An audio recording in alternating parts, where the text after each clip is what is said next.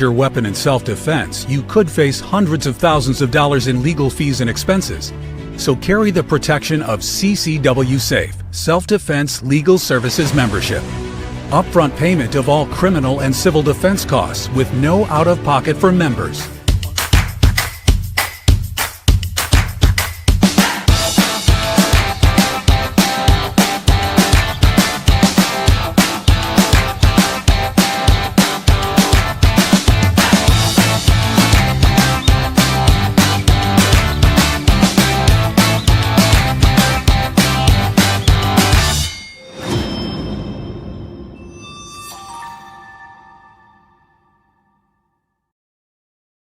And we are back. I'm Chris Evans, the CEO of Survival Dispatch, joined tonight by my good friend Jeff MD, 26-year CIA operative, author extraordinaire, aka 007. Below him, my good friend Randy Nance, combat wounded Green Beret from back home in Texas. Below him, the one and only S2. And below him, our very good friend Jeff O'Donnell, coder extraordinaire, forensics extraordinaire. For those of you not familiar with him, that's the guy who found the exculpatory evidence in the hard drive image that Tina Peters captured. And if he had been allowed to testify, the judge blocked it. She would not be sitting in jail right this minute. So our main topic for tonight, we're discussing essentially a cyber terrorism wave after 9/11 2.0, probably within the first few days, once everybody knows what's happened and they've scared the bejesus out of everybody. But we're essentially talking complete digital infrastructure collapse caused by coordinated cyber attacks. Yes, there will be some physical attacks on networks, but the end result will be the same. It'll paralyze commerce, medical systems, government services, the whole nine yards. So before we jump into that, S2 is going to do the conflicted question of the night for us. If you're not familiar with it, conflictedthegame.com, 14 card games set in a post-apocalyptic scenario. 99% of the questions have some element of morality, hence the name Conflicted. It's all you, S2. Okay, this is going to be a tough one tonight, guys. I got to admit. Okay, so do me a favor, hit that like button or that thumbs up and make a comment. Due to World War III, the infrastructure of society has gone back to a level not seen since the 1800s. Your help is requested in forming the new government, and you can change or implement 5 laws as you see fit. What would these laws be and why? Yeah, that's an interesting one for sure. So hang out. We'll answer that question at the end of the podcast, all 5 of us. We'd like to see your answers in the live chat or comments section down below. All right, first story of the night goes to Jeff MD. I actually got 2 links to show here. News alert from FBI Columbia Joint Terrorism Task Force, South Carolina. Man indicted for lying about ties to ISIS. So I'll pull up the main article here and give you the gist of it. Goose Creek man indicted for lying about ties to ISIS. Federal grand jury in Charleston returned a 4-count indictment against Ala al-Din al-Sheikh, 31 of Goose Creek, for making false statements in connection with his naturalization process, lying to agents of the Federal Bureau of Investigation, and destroying evidence with the intent to obstruct a federal investigation. Al-Sheikh was arrested by federal agents this morning. So let me get Jeff front and center here. Comments on that? I didn't see any of those things happen during the last administration. Yeah, that's the one good use of 1001, which is the 1001. You know, it's against the law to lie to a federal police officer. They usually use it to get people in trouble when they can't make a real case. But in this case, if he did, if he lied on his naturalization forms, that's a felony. If he lied about lying on his naturalization forms, that too is a felony. And he would have been much better off if he had said, yes, I had ISIS ties. I'm not an ISIS agent, but I had, some ties, connections. All he would have gotten was deported. Now he may go to jail, then get deported. So it's really kind of stupid to do, because the first rule you got to realize when you're talking to cops as part of an investigation, something like this, they usually only ask the questions they already know the answers to. Yep. Yeah, good point. So just speculate for me, if you don't mind. How prevalent do you think this is? Is this just a one-off type deal, or do you think other terrorist sympathizers or allies have done the same thing? Oh yeah, they've all done it. I mean, because they can't get naturalized if they told the truth, so they lie and hope to God they don't get caught. Okay. Fortunately, apparently the FBI had the goods on this guy, and the guys that the Joint Terrorism Task Force is a multi-agency organization, so they can draw on resources beyond the FBI. They can draw on CIA records, NSA records, Homeland Security, all sorts of different stuff. So they have access to a lot more information. Something Randy maybe had picked up on the battlefield in Iraq can then be used. That they can get access to it, and then they can get it classified. So there's a lot of. I mean, when I was in Afghanistan, we had the FBI come out. They went to a prison in Sheridan, Afghanistan, the General Posting went, and they actually fingerprinted, fingerprinted, and took DNA samples from all the Pakistani Al-Qaeda guys that were in jail there. With the idea that if they ever show up here, we've got them. They fingerprinted them, took their DNA, photographed them, all that. That's encouraging. Yeah, and that was 2002. That's awesome. That's great being proactive. Yeah. So Randy, the next one's for you. Let me get it up on stage here first. And there's a video that goes with this. So Oregon high school students walk out after scum teacher Bobby Nove said it was good that Charlie Kirk was assassinated. And Mike Engelman, in all capitals, said fire the teacher. 1 minute, 33 seconds. Well, first at noon, we're taking you out live to the scene where some students at Thurston High School walking out over an employee's comments over conservative activist Charlie Kirk's shooting last week. Thanks for joining us here for KVAL News at noon. I'm John Mayer. And I'm Brianna Chavez. Now, that walkout started earlier in the day, right around the time school began. And we got the chance to speak with some of those students who walked out to learn more about why they felt the need to do so. Take a listen. Obviously, at Thurston, we have a history of shootings happening at our school, and murders had happened on that day. So we just don't want to stand for the murder that occurred on that day. If you're going to be okay with murders, I mean, what else are you really okay with, The students say they plan on remaining outside until the end of the school day in hopes of bringing attention from not only the community, but the district itself. The post the students are protesting, which has been shared across social media platforms, shows the employee sharing a news article about Kirk's death with the comment, "Good." Now, we did reach out to the district, which says it is aware of the post and concern from parents who are saying, quote, "The views expressed in the post do not reflect the values of SPS. As a public school district, we're committed to providing a safe and respectful environment for all students, staff, and families. While we cannot comment on the individual personnel actions, know that we are taking this matter seriously." And we do have the district's full statement available up on our website at Keep. So, Randy, there's been a rash of these types of incidents, and I don't know that everybody realizes First Amendment doesn't, encompass your employment while you're on the company clock. What are your thoughts as far as what should be done with people like this that are especially in a position to shape young minds? Well, as we've discussed on this show several times, the First Amendment protects you from the government putting you in jail just solely based on something you said. It does not, and I repeat, it does not protect you from the consequences of your words and actions. Certainly when it comes to an employer, right? The employer reserves the right you have to align with your corporate values. It doesn't matter where you work. And if you don't, you probably shouldn't say that out loud, right? Because you're going to get fired. That's a fact.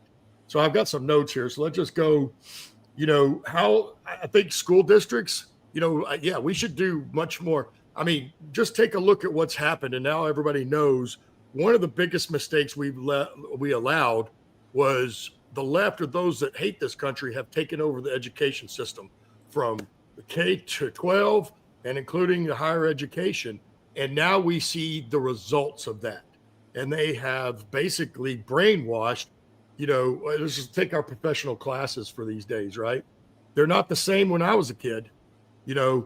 all of them, whether, nobody has liked attorneys, right? They were always down there with used car salesmen. But now we can throw journalists down there too, right? We can throw doctors and nurses down there as well. Because when you start talking about COVID and transgender, then your credibility is gone as a doctor or nurse. But the fact is, our teachers are some of the most influential people, certainly at the K through 12, right? I mean, they leave an impression on you. And there's always been the saying, right? One good teacher can make a huge difference. Well, it goes the other way too. One bad teacher can also make a huge difference. So I think they should do more thorough interviews. And heck, in the government, even when I got a clearance, but when you go to take, now I don't know about politicians because apparently they don't do this, but in the military, when you go to take a sensitive position, there's a psychological evaluation that goes with this, right? You have to answer some questions that's going to tell them what your personality type is and how you think. And when we're talking about teachers now speaking out about violence, heck, not just about political figures. If there's a teacher speaking out like that in violence about anything like this, they should not be teaching kids. It's a fact. They can go find a job somewhere else. That's one of the biggest mistakes we've ever made, in my opinion. Let me look at what else we got here. I don't disagree. It's despicable. So what discipline, they should be fired. If a teacher right now is speaking out and saying, cheering on or condoning the murder of Charlie Kirk, they should be fired. We don't need that type of person teaching our youth that same type of thing. No more than we need a transgender teacher sitting there talking to kids, certainly in elementary school, about their gender and all that kind of stuff. It shouldn't even come up. I think about when I went to school, and maybe it was just my impression, but most of my teachers seemed fairly professional. I couldn't tell you what side of the fence they were on, but of course back then nobody really cared. It wasn't as big a deal as it is today. But the teachers I don't know. I just think that, we should hold our teachers to a higher standard. Why? Because they are shaping our future and our youth. That's the bottom line. So before we go to Jeff O'Donnell for his story, I personally think this is part of Charlie Kirk's legacy, that they can't contain themselves, these assholes, from making asshole comments. And when they lose their jobs, these are the same people who have the pride flags in the classroom and want to talk about alphabet crap with our kids and shape their mind in more ways than just Charlie Kirk, number one. Number two, I saw the number earlier. Somebody can probably give you the absolute number, but thousands of high schools have applied to have a Turning Point USA chapter at their high school. It's incredible. So, I mean, it's a terrible thing that happened to Charlie Kirk, but I think I think they have somewhere between 50,000 offers, like between college and high school campuses now. 32,000. I knew it was somewhere close, just since he was killed, since he was murdered. It's amazing. So, all right, we're going to move to the next one here, Jeff. Let me get it up on stage here for you. And I know you're going to be shocked by this chart, but this is what Democrats don't want you to see. And that's a repost, Libs of TikTok from Tim Pool. This is what violence rates look like depending on political party. How fucking weird am I, right? When you get rid of fringe wackos and count crime by party control. So these are people who essentially registered Democrats or vote Democrats, support Democrats, give money to Democrats. 2023 combined violence rates by party, 21,765 attributable to Democrats, 858 to Republicans.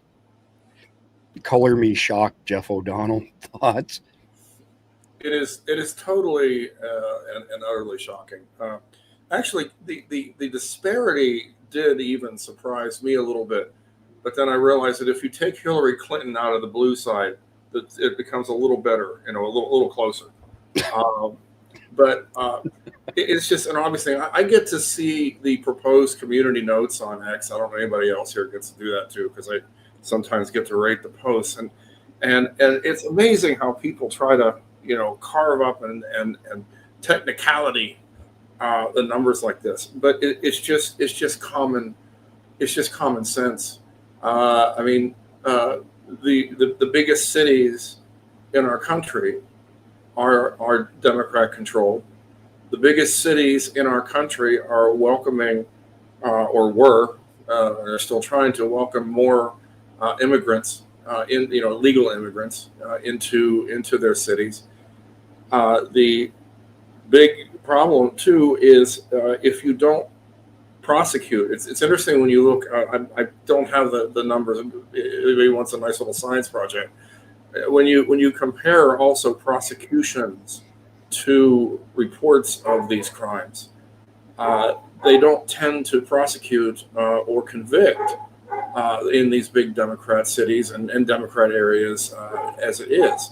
So it's a perfect storm of. I mean, it's something people like to deny. Oh, it's but we're not the same. I guess I think I've said that 6 times this week about different things, but we're really not the same, and it really is something that we take law and order very seriously. I think everybody here probably agrees with that. Republicans take law and order very seriously, and conservatives. I would say conservatives. Yeah, let me. I made it my boo boo. No. Yeah, conservatives. We take our safety, the safety of our families, the safety of our friends and neighbors. We take it seriously. I mean, look at what happens in Chicago. How many? I saw the death rate last weekend or the weekend before, and it's horrific. It actually does. It hurts to see. This is our country, and it's being overrun with violence, and particularly in those areas which are controlled by Democrats. I think the numbers, no matter how you slice them up, I know that you can cherry pick a number here or there and say, oh, well, Louisiana has more murders and whatever, blah, blah, blah. Yeah, but when you take the data as a totality and the toll on human lives is just shocking to me. Yeah, it is. And when you mentioned how in the blue districts they get away with a lot of crap because of the DAs being Soros DAs, funded by George Soros, I just caught a glimpse of something before we went online saying that somebody has revealed a money trail from Soros to 54 FTOs, foreign terrorist organizations that are operating inside the United States. And it's the way it was presented, it looks like it's grounds to go after Soros on a number of things, RICO charges first and foremost. So we'll keep our eye on that. I'm sure S2 will have more information on it. I think the president might have been hinting about that when he made some recent statements about that. Absolutely. And quite possibly related to the next one, which is for S2, last but not least. I'm not a big fan of Steve Bannon, but what he's got to say here is good stuff. 56 seconds. Charlie Kirk's not just being treated as a murder case by some cops out in Utah. It is going to be designated. We're going to have a Antifa and all of its subsets designated as a major terrorist network by the President of the United States. I think that executive order will be coming here forthwith. I know teams are already being formed.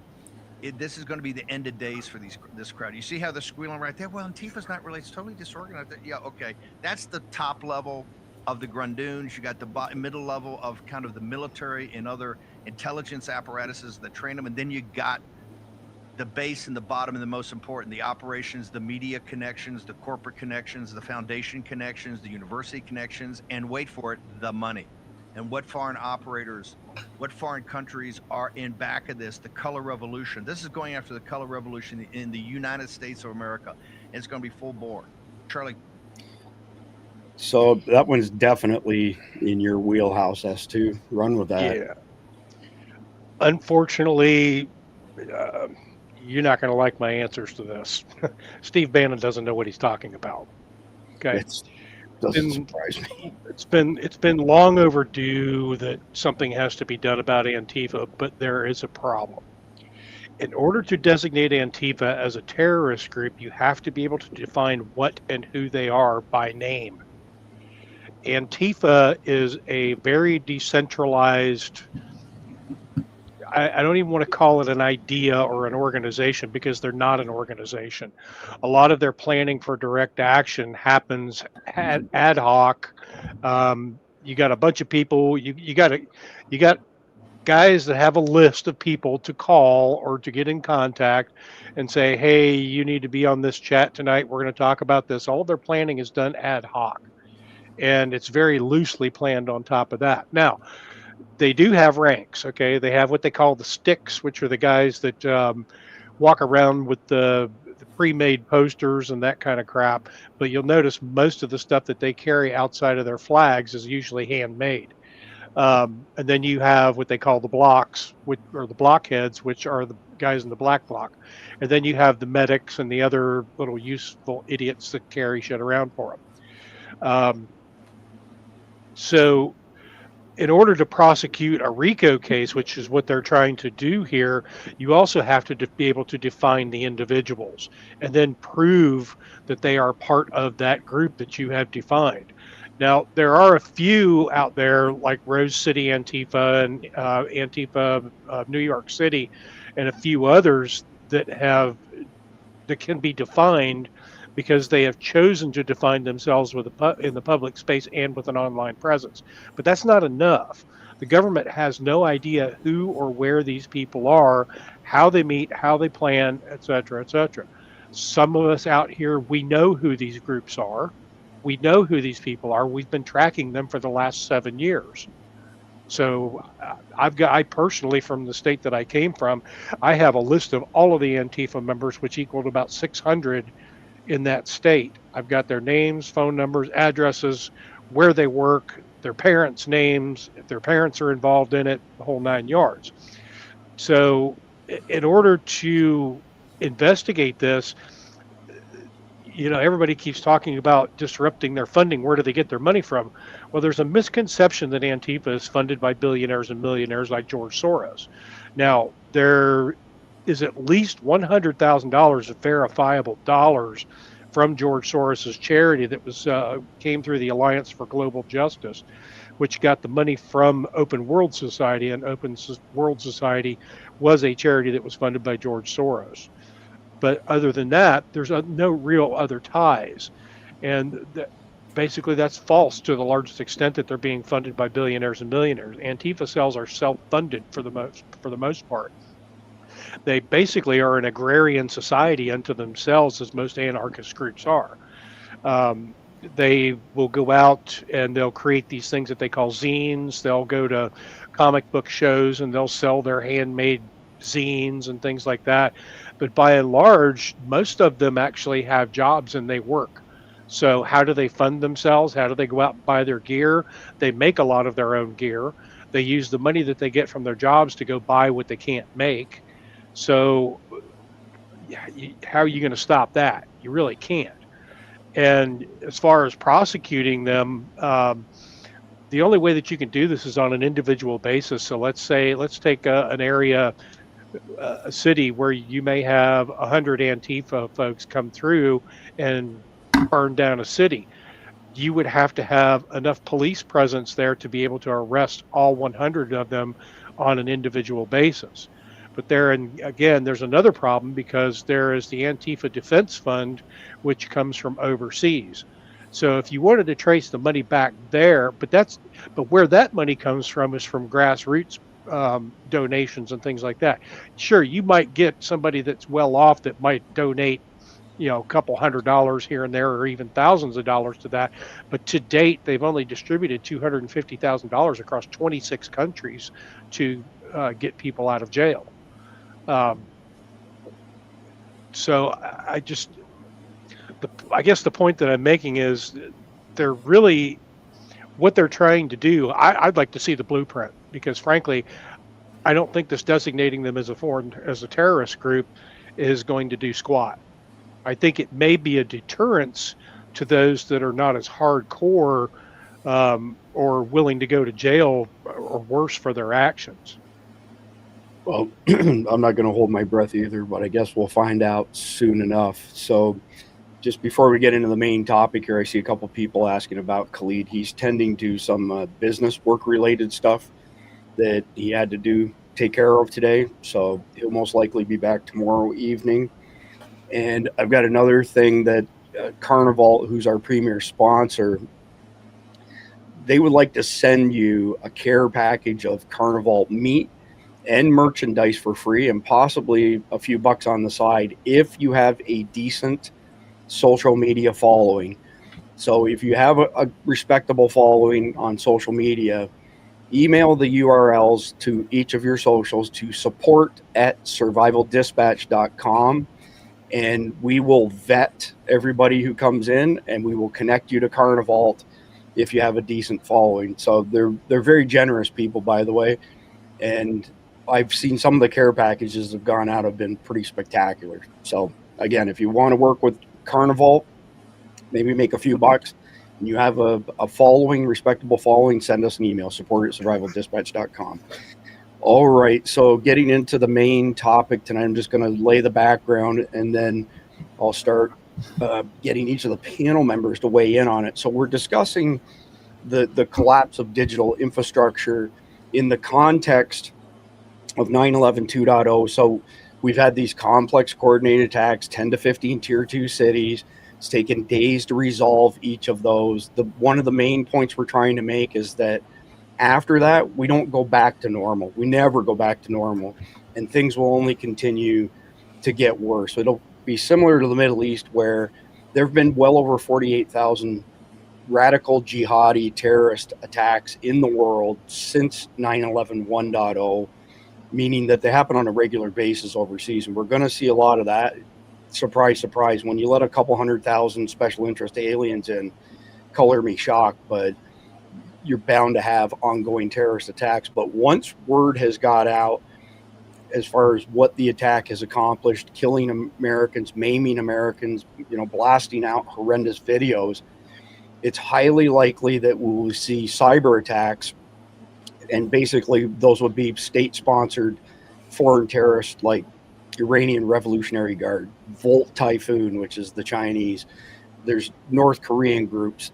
All of our enemies are lined up to do this stuff. So with that being said, just quickly here, the first segment, the growing cyber terrorism threat. This can also apply if it's not post 9/11 2.0, but if it's not post 9/11 2.0, it probably won't happen as fast and be as widespread as what we're going to go through tonight.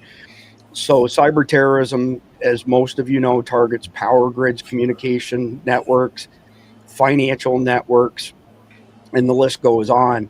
And foreign adversaries, a lot of them now, are starting to use AI-driven malware, and that basically does the work for them as far as finding weaknesses in our system. The problem is, and Jeff's going to be able to test this as well as S2, there's a lot of weaknesses because we have a lot of lazy people in our society, and there are default passwords left in place on devices that becomes an entry point for the bad guys. And once they enter, they may have additional hurdles to overcome, but they get in through the perimeter. There's also domestic actors as well. So potentially people like Antifa, I don't know that they have enough sophisticated people to help that much, but I have seen their name come up as far as a domestic cyber attack threat. There's been a huge surge in probes in the past year. There are millions and millions and millions of attempts to exploit U.S. infrastructure on a daily basis. One breach can lead to a complete domino effect. As we mentioned previously, take down the power. All of a sudden, if the water treatment plant doesn't have water, the plants can't run their pumps. You don't get any water. Now it's escalated tremendously.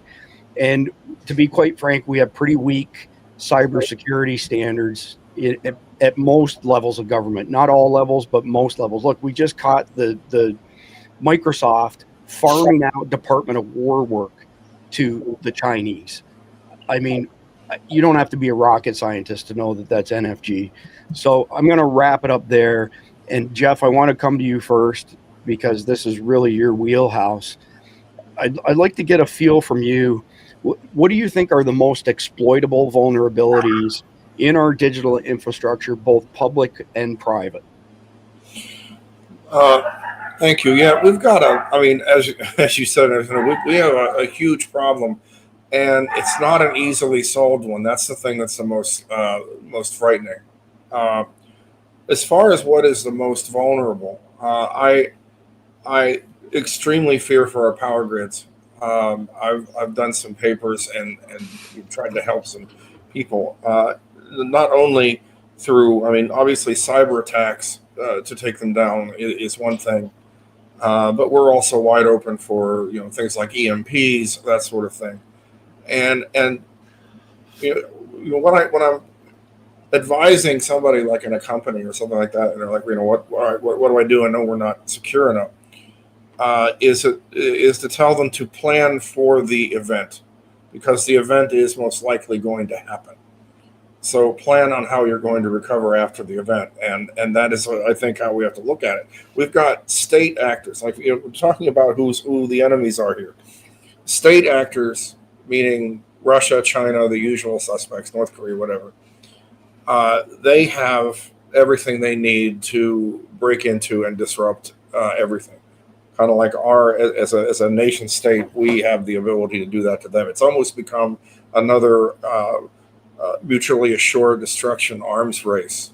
Quick question for you, Jeff. I've been told by a number of people that as bad as we suck at defending our systems, we're really good at breaking into other people's systems. Yes, we are extremely good at breaking into other people's systems. But the problem is we've got people out there like John Brennan, who didn't think it was fair that we had these powerful weapons and for our enemies not to. And so thanks to him and others, they've got, they're catching up quickly. They've got some of the same tech that we do, because we gave it to them. That's how we know that they have them. Minor actors, sorry for the bark, minor actors, it's hit or miss. What I am concerned about, though, is somebody using the abilities or assets of one of these nation states could end a war before it ever began through some sort of a coordinated national cyber attack. It's not theoretical. Yeah, appreciate that. Great answer, Jeff. So I'm going to pivot to Jeff MD. The order tonight will be Jeff O'Donnell, Jeff MD, Randy, and then S2, just so everybody's on the same page. Jeff, have you looked into or read anything with regards to the AI piece of this? I have, but I'm just curious if you have an opinion. Well, I really haven't looked at AI specific to cyber attacks on the grid, but there's no reason why AI couldn't be used to make them more efficient, quicker, for one person to conduct multiple attacks simultaneously. It just, makes everything bigger, better, and more dangerous. So it's would be relatively easy to do. You could also use AI to conduct not so much phishing and attacks on people to identify like former employees. Okay, how many times have we seen they fire somebody, they don't take them out of the computer? They take away their key card so they don't have access to the building, but they still have, if you put them at a terminal, they can still access the computer systems, because they do a horrible job removing former employees. And the ones probably that are the easiest to go into are the people who have retired. If you get fired, okay, there's an alert. Okay, he did something wrong. He's been fired. Let's pull him off the system. He might be disgruntled. But if someone has happily worked at a company for 20 years and retires, then they're less likely, they are not as high a priority to eliminate their accesses and things like that. So you could use either AI or just good old-fashioned, social engineering attacks. If you can identify these people through LinkedIn, for Christ's sakes, then you reach out to them. You could say, I work for this company or that company. And once they get online with you, then you can backdoor their computer. And did they ever write their password down? Did they ever write their user ID down? Is it on their computer somewhere? Do they still have an in to the company? Can they access the company computers to check on their IRA or their 401k? All it takes is a crack to get into that system. And once you're in, you're in. Yeah, true story. Before I come to you, Randy, I'll just state for those people who aren't aware, I come from high tech, so I was certified systems and network engineer, Sun Microsystems, Oracle, Red Hat, Linux, et cetera, Cisco networking. And here I got to throw this number out so people understand this. Up until now, 80% of data theft occurrences or exploitations occur inside of the organization, whether it's private or public.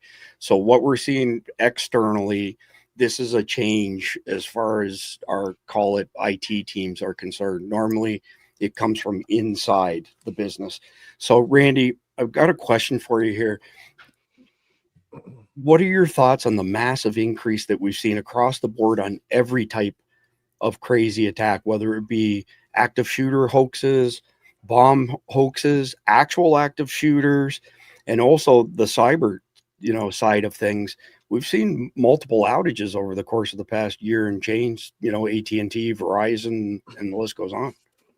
Well, unfortunately, I think there's more than one reason for that, right, Chris? I think part of it is what we've been talking about, right, for all these episodes, that this is ramping up of outside terrorists that want to come in and do some harm. But we also had a change in administration. And now, whether it be, remember, right when, I'm not even sure he was in office yet, we all of a sudden start having plane wrecks, crashes everywhere when we never really historically have. And I think it's kind of what we were just talking about, and somebody mentioned in the thread, really, yes, we need to worry about outside terrorists. We need to worry about this attack, but we need to worry more about the insiders in this country that want to do us harm. Because it's my opinion, whether it was Pearl Harbor, September 11th, or any other bad thing that happened like that on our soil, or John F. Kennedy, we did it to ourselves. It was insiders that allowed that to happen. And so that's what we have to worry about now. And we just talked about the power grid. And remember, I've said over the last 2 years, I've mentioned it several times because the CIA came out and warned everybody there's going to be a major attack on the power grid in the United States. I just saw it again today or yesterday, another email or something where they're still saying that. But again, we know this, and has anybody done anything about it? And I'll go a little bit step further. It's no different than what we do with IT, right? Because when we released that little virus, we did, that didn't harm anybody's computer, and it went through thumb drives. Remember that? Put the thumb drive in, it went right in there. If it wasn't what the virus was looking for, they're still on everybody's computers that ever used those, because it never did anything. But when it got to those centrifuge fans in Iran, it shut them down, didn't it? Yeah, Stuxnet. So we knew that gap was there, but we did nothing to close it because we wanted to use it ourselves. And we did. And immediately right after that, and to this very day, you cannot stick one of those in any kind of federal government property, any kind of laptop, any kind of computer. Heck, you can't even plug in your phone, or back in the day when people were using, what was the things that had music on them first before now it's on everybody's phone? The iPods. You can't even stick one of those in there to charge for that reason. Well, on that topic, just quickly, Jeff O'Donnell, is it not an SOP now pretty much across the board that technically none of the voting machines should have functional USB ports on them? They almost all have functional USB ports on them. But they're not supposed to, right? Well, that depends on who you talk to. Letter of the law versus spirit of the law, sort of thing. They should not, but they do. They should not have wireless cards either, but many of them do. And the unfortunately the federal law is very wishy-washy on that, and that's one of the interesting things is that initially they claimed, these machines are air gapped, there's no way for them to get out to anywhere. And then they realized that it's more of a suggestion from the federal government rather than it is a law. Wow. And so some of them are even backing off now and saying, well, okay, yeah, there was, but what are you going to do about it? That's brutal. So, Randy, I don't know if that factors into your thoughts at all, but. Well, it just lends to what I was saying, right? If we were if we were going to do that the right way, that none of that would be available, would it? And everyone would agree on that. I think the population agrees on that. Why? Because we understand the vulnerabilities when that happens. And unfortunately, sometimes it's our government doing it, and definitely other foreign governments. There's no doubt about that. So there's a lot of risk there to have that. And then we look at the 2020 election. I think, this one was big to rig, but also they know they weren't going to be able to do that again like they did in 2020 because people weren't going to stand for it this time. That's the only reason it didn't happen, because I will bet money, because we know, and I think S2 and maybe O'Donnell may be able to back me up, and heck, you might even, Chris, but Obama was the first one to get his hands on the Dominion voting systems from Venezuela, where Chavez, or whatever his name, I think he's dead now, but he was the guy that had that built and invented, right? Had it purchased. Well, go ahead. Let's get Jeff to clarify this, because the Dominion software is from a Canadian company out of Toronto. It's the Smartmatic component that came out of Venezuela. Jeff O'Donnell, can you speak to that for a minute? Yeah, Smartmatic was basically developed in order to help Chavez win a runoff election or a recall election. And to this day, in fact, the Venezuelan government owns the software of Smartmatic. Then what happened was Smartmatic and Dominion decided to work together a few years later in the Philippines. And that is where a ton of technology transfer happened. And as you look back over the entire, there's been forced divestitures between one company and the other. It's spread like a bad flu bug around all of the different ones. I mean, am I the only person who's gobsmacked that an enemy like Venezuela has their software running on our? Yeah, let me speak to that. Go ahead. Smartmatic software, actual honest to God Smartmatic software, is used in Los Angeles County, California, our largest county, I believe, in the entire country. It is uses Smartmatic, which is owned by an enemy foreign company, and no one in authority seems to think that's a strange thing. It just, well, they don't want to admit it is. It boggles the mind. Yeah. It boggles the mind. Thank you for the clarification on that. So S2, you're batting cleanup all night tonight, and so segment 1 is wrapping up, but the growing threat of cyber terrorism. Can you give us some insight as to how foreign and domestic cyber threats differ in their approach and their goals? So foreign threats will generally do their recon pretty much the same way. Well, they wouldn't do them exactly the same way, but they pretty much use the same techniques for their advanced recon. And what they will do is they will open up entryways into systems, and they won't act on them right away. They'll leave them sit there for a while. So when they need to actually get into it or run their attack or whatever, they'll actually go ahead and get that moving when they want to. Domestic is a little different in that we have, obviously, and it's the same thing with foreign attacks too. We have certain safeguards in place. We have firewalls out there now that are actually powered by AI and things like that. We have even storage. To ruminate on that for a second. They adapt, correct? Yeah. And we also have storage arrays out there, like Pure Storage, that actually are powered by AI that have safeguards in place on those for data protection against malware. And we've been working on that for years now.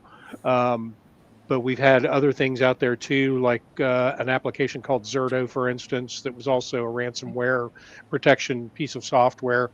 But it's a little different in that most of the time what we find is we have phishing emails that are sent to corporate entities.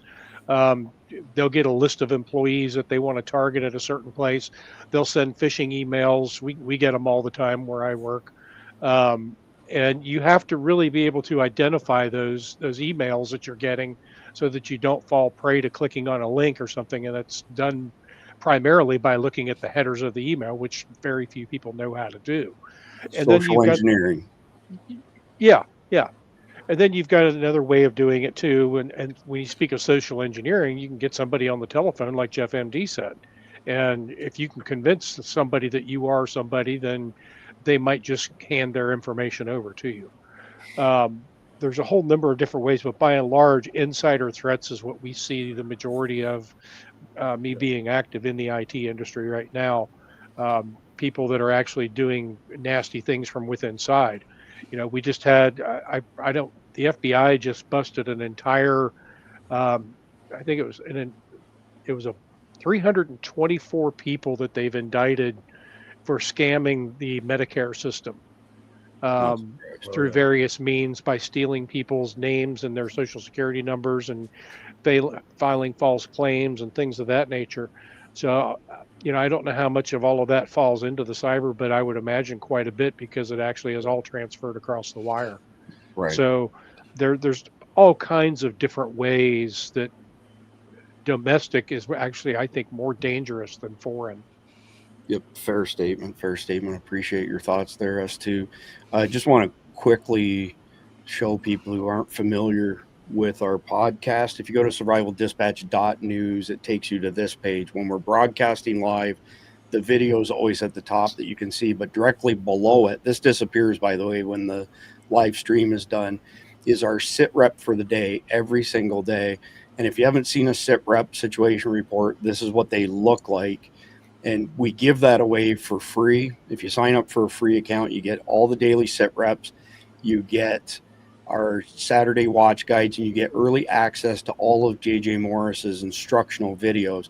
If, on the other hand, you pay $7.99 a month or $74.99 a year, which gets you 2.5 free months, you also get all of the sources for each sit rep. So from here down, you get invited to our insanely busy Signal chat.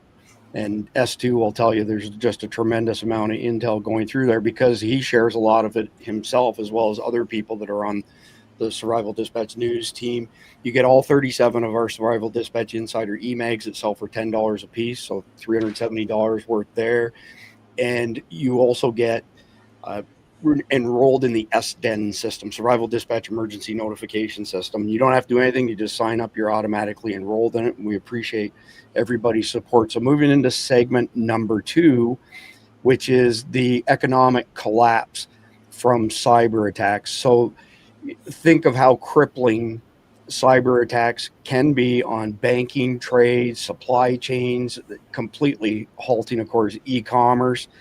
So ransomware is an important component of this, and I'm not going to explain what ransomware is for people who are not aware of it because I'm going to let Jeff O'Donnell do that. And actually, that'll be the first point to you, Jeff O'Donnell.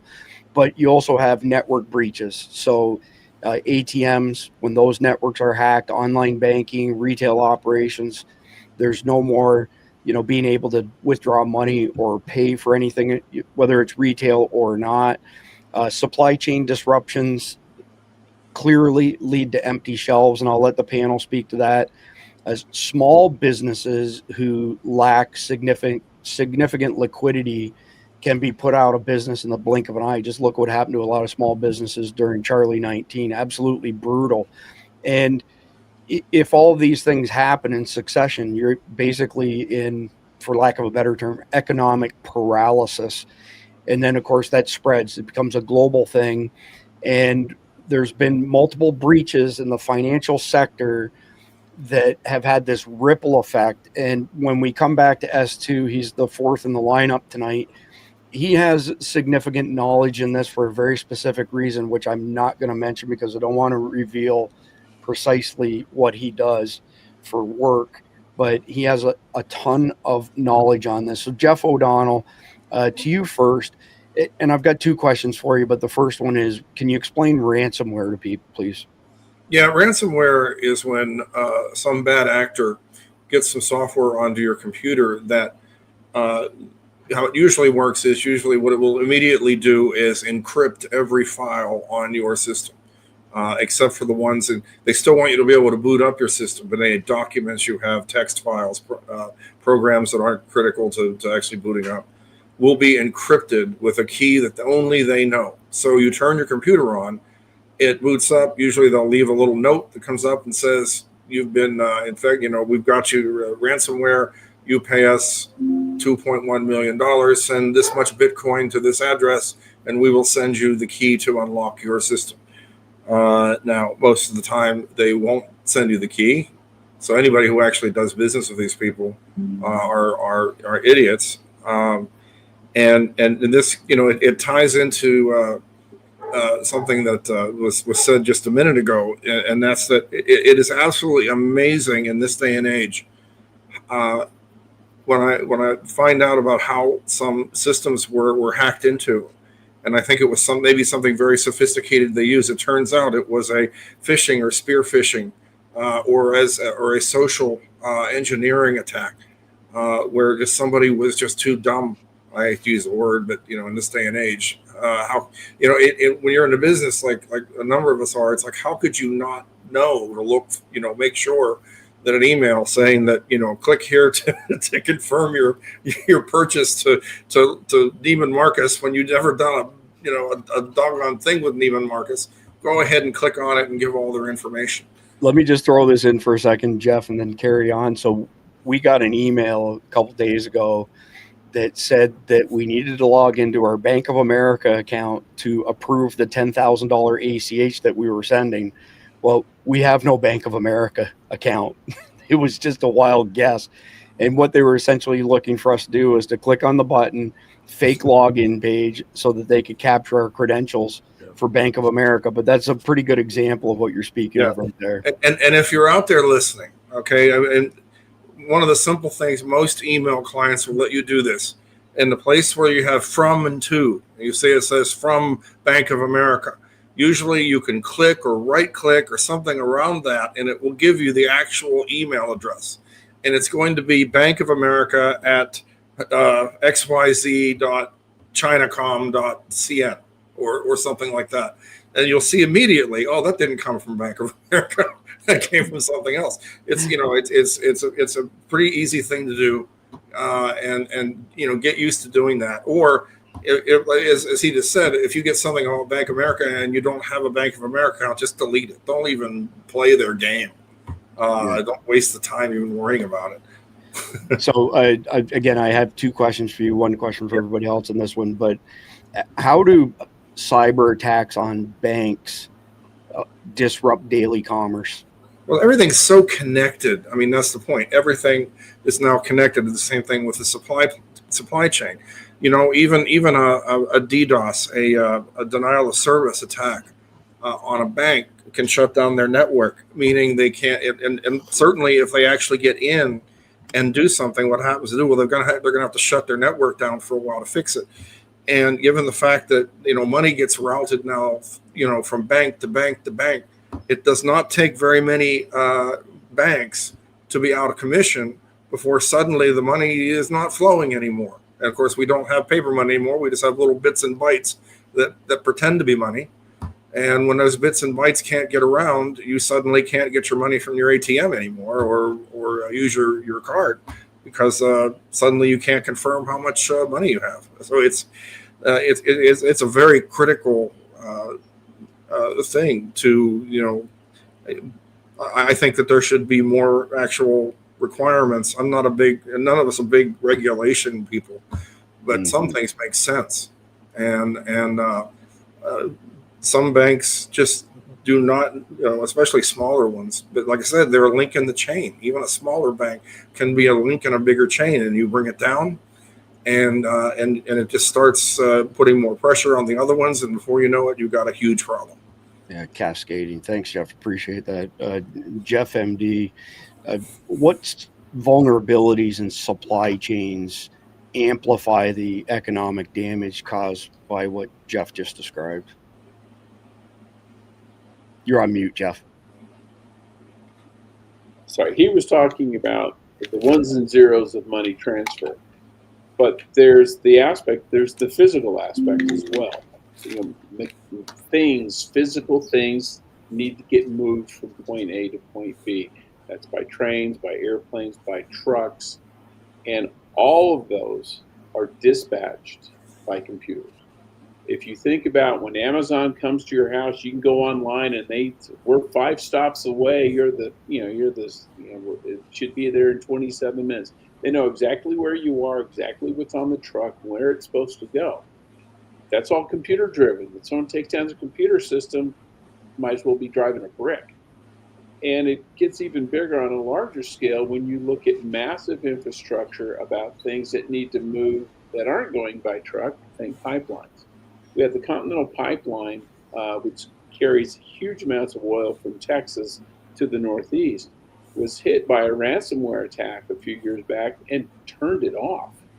And it took a couple of weeks to get that thing going. And in the meantime, gasoline prices are going through the roof, propane, anything that moves by pipeline was going through the roof because there was uncertainty. And yeah, there were some local inventories, but if you don't know if and when you can replenish, the prices go up. It's just uncertainty means cost.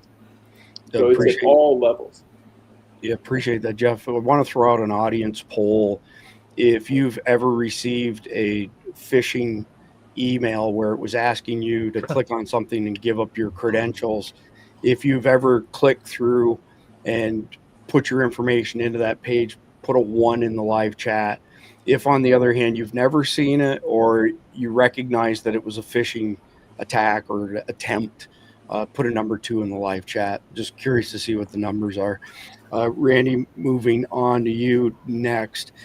Why do you think small businesses in particular are hardest hit by these scenarios that we're discussing? Well, I think you touched on it a minute ago, or one of the reasons, right? They probably, small businesses, probably aren't like some of these huge corporations that have millions and millions or even $1 billion. They just don't have those kind of assets.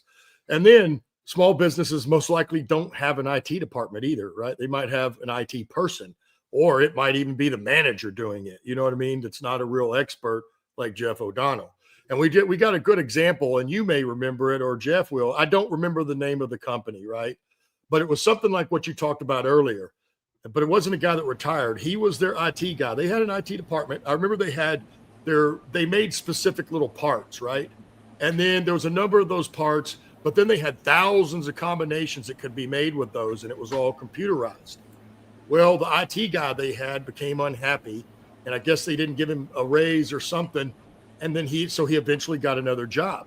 Well, before he left, he went in the code and he left a virus that I almost want to think it was at least 3 months after he left. And he put it on a specific date.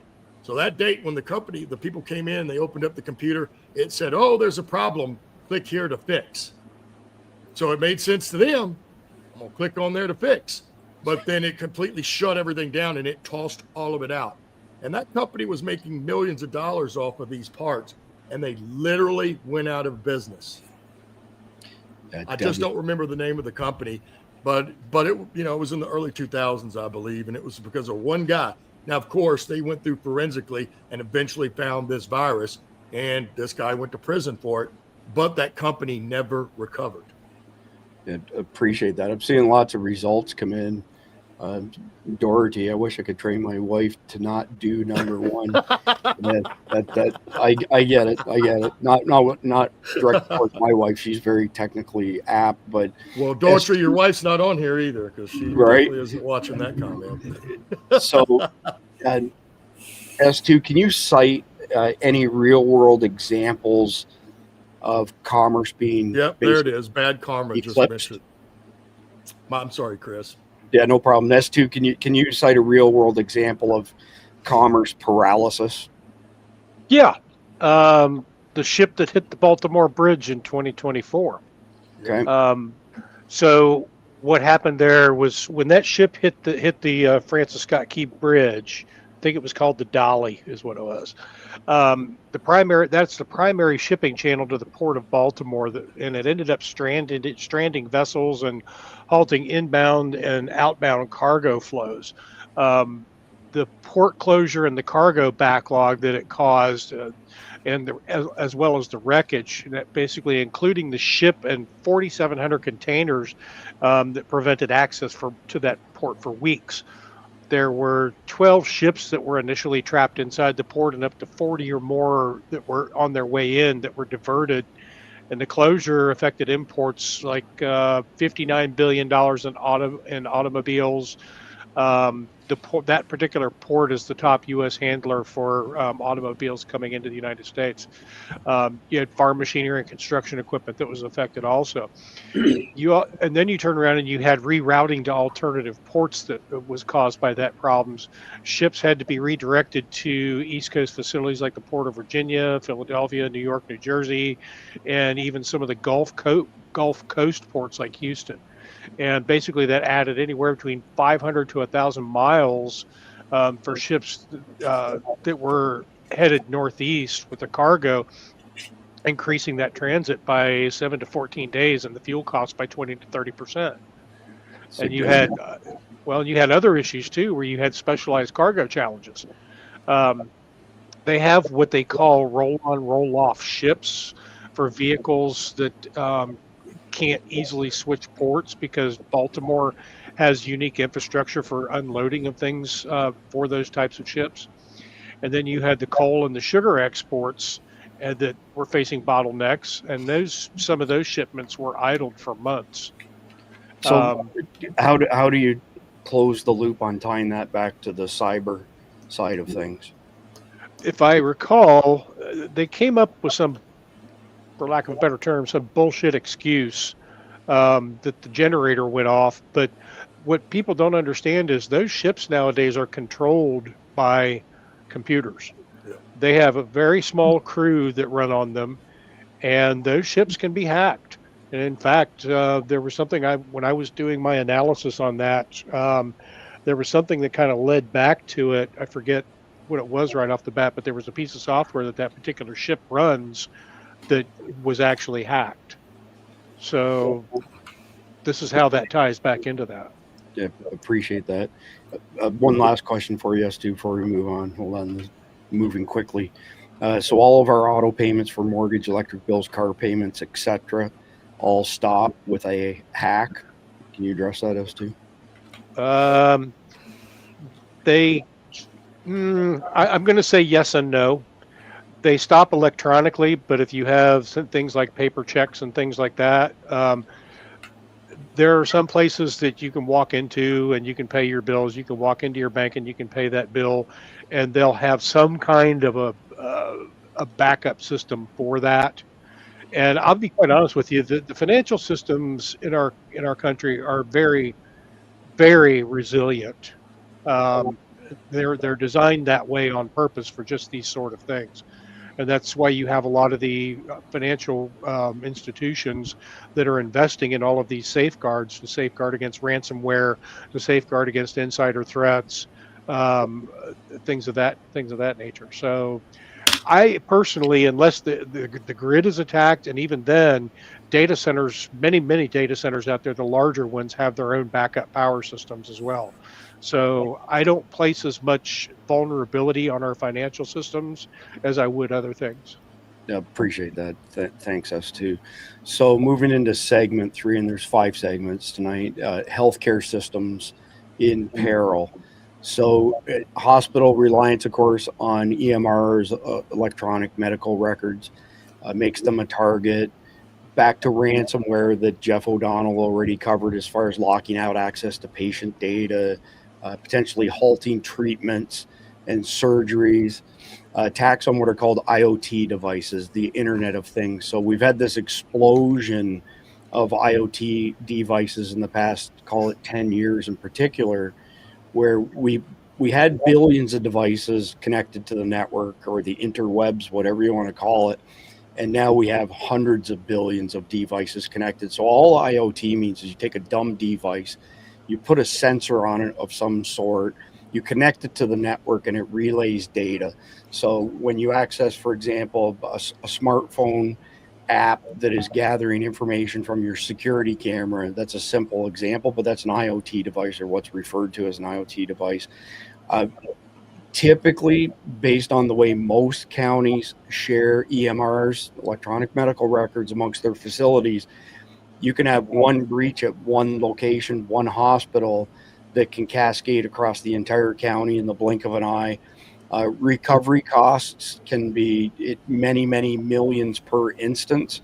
And more important would be there will be loss of life when these types of attacks happen.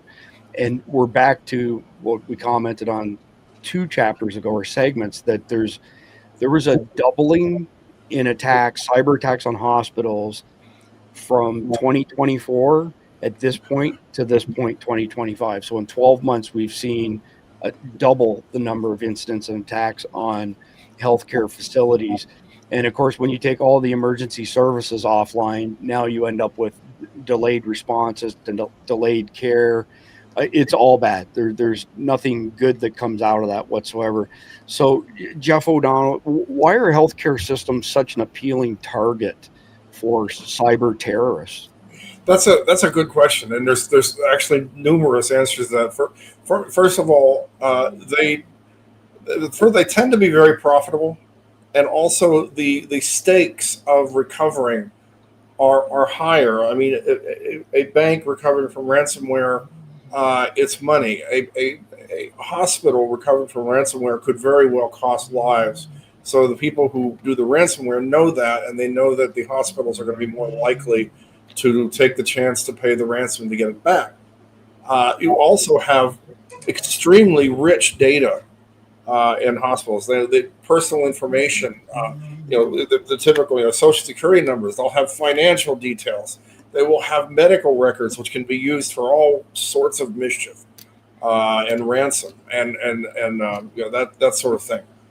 And then also, I hate to say it, but many healthcare providers do not have the state of the art when it comes to IT and security. So they're a little more vulnerable to the exploits. So I think it's a big combination of that. But it's interesting. Lives can depend on getting their systems fixed, which gives them great incentive to work with the bad guy, or try to. And then also they're a one-stop shop for all sorts of sensitive personal information. Yeah, awesome answer, Jeff. Thank you. And very concise as well. So Jeff MD, how does interconnectivity in healthcare amplify the effects of these attacks? Well, it just adds another layer of vulnerability. You think about it, something as simple as, you go to your doctor, you get you're going in for a checkup. Well, you make that appointment online, you got check-in online, then you go see the doctor, and maybe he prescribes a statin for your cholesterol, and then that goes by computer to, maybe probably billing to your insurance company. They have to approve it, make sure it's on, that they pay for it, and then it's got to go to the pharmacy. All those links are electronic, and if you take out one, you're not getting your medicines. If you take out your insurance company system, if you take out the hospitals or the clinic system, but they're all woven together electronically, and that makes them a single point of failure. Any one of those goes out, you're toast. Yeah, that makes a lot of sense. So, Randy, coming to you,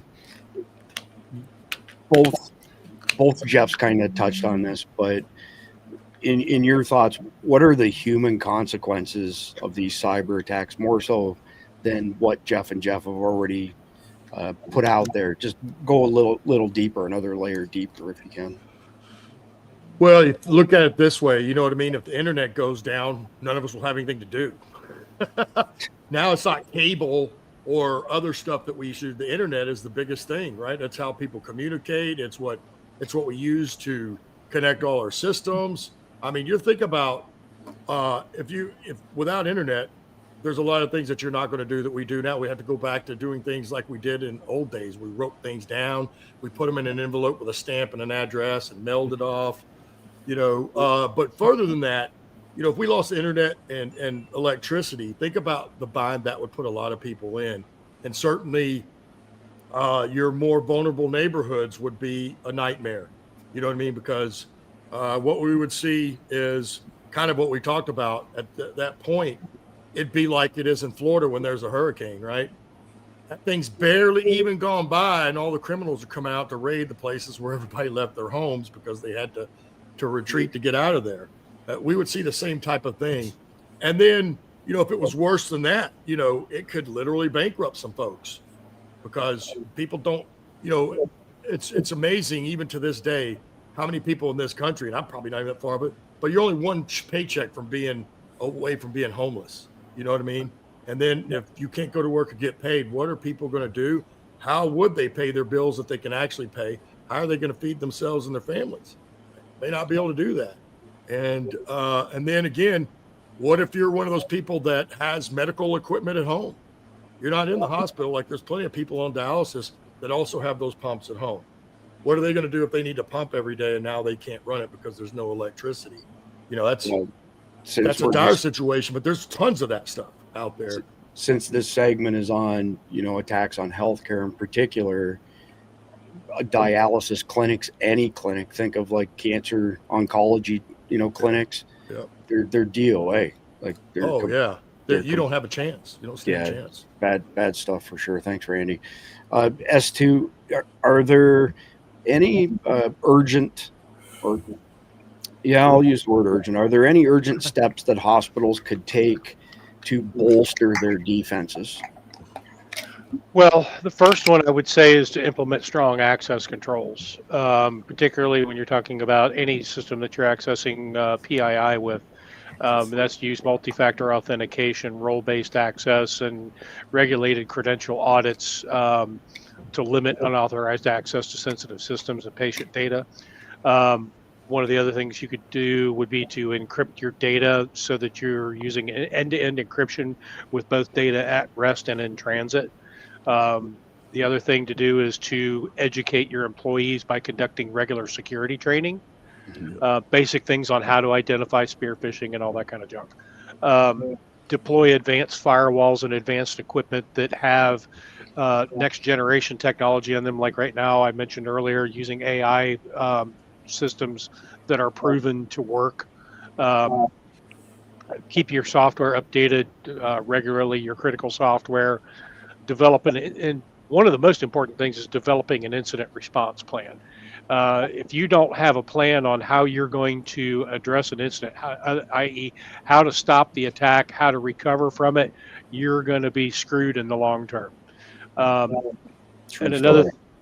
There's a couple of other things here as well. Performing regular risk audits, and then identify, because let's face it, we're talking about IT-based systems here, and IT is not it should never be a static thing. It's always a living entity that needs regular feeding and care. So that's one of the reasons why you need to do your risk audits, is to identify those vulnerabilities as they become more visible based on the technology you're using. The other thing they could do would be to segregate networks. That would mean to isolate critical systems using VLANs. That would be isolating electronic health records from less secure networks to limit the spread of attacks. And then lastly, back up your data regularly. All hospitals do this. All corporate entities, anything of any large size is going to do this in the first place. And I would also say, not just lastly, but have a plan in place as far as your resiliency goes. If you had to recover from this quickly, like I mentioned a piece of software earlier, Zerto, we had an RTO time with Zerto of if we had to take down an entire segment of a business that I worked for, simulating a cyber attack, we could get that system back up and running within 1 hour or less. And that was our mandate. So that's my list of things that hospitals can do that I see as urgent steps that they should take if they don't already have them.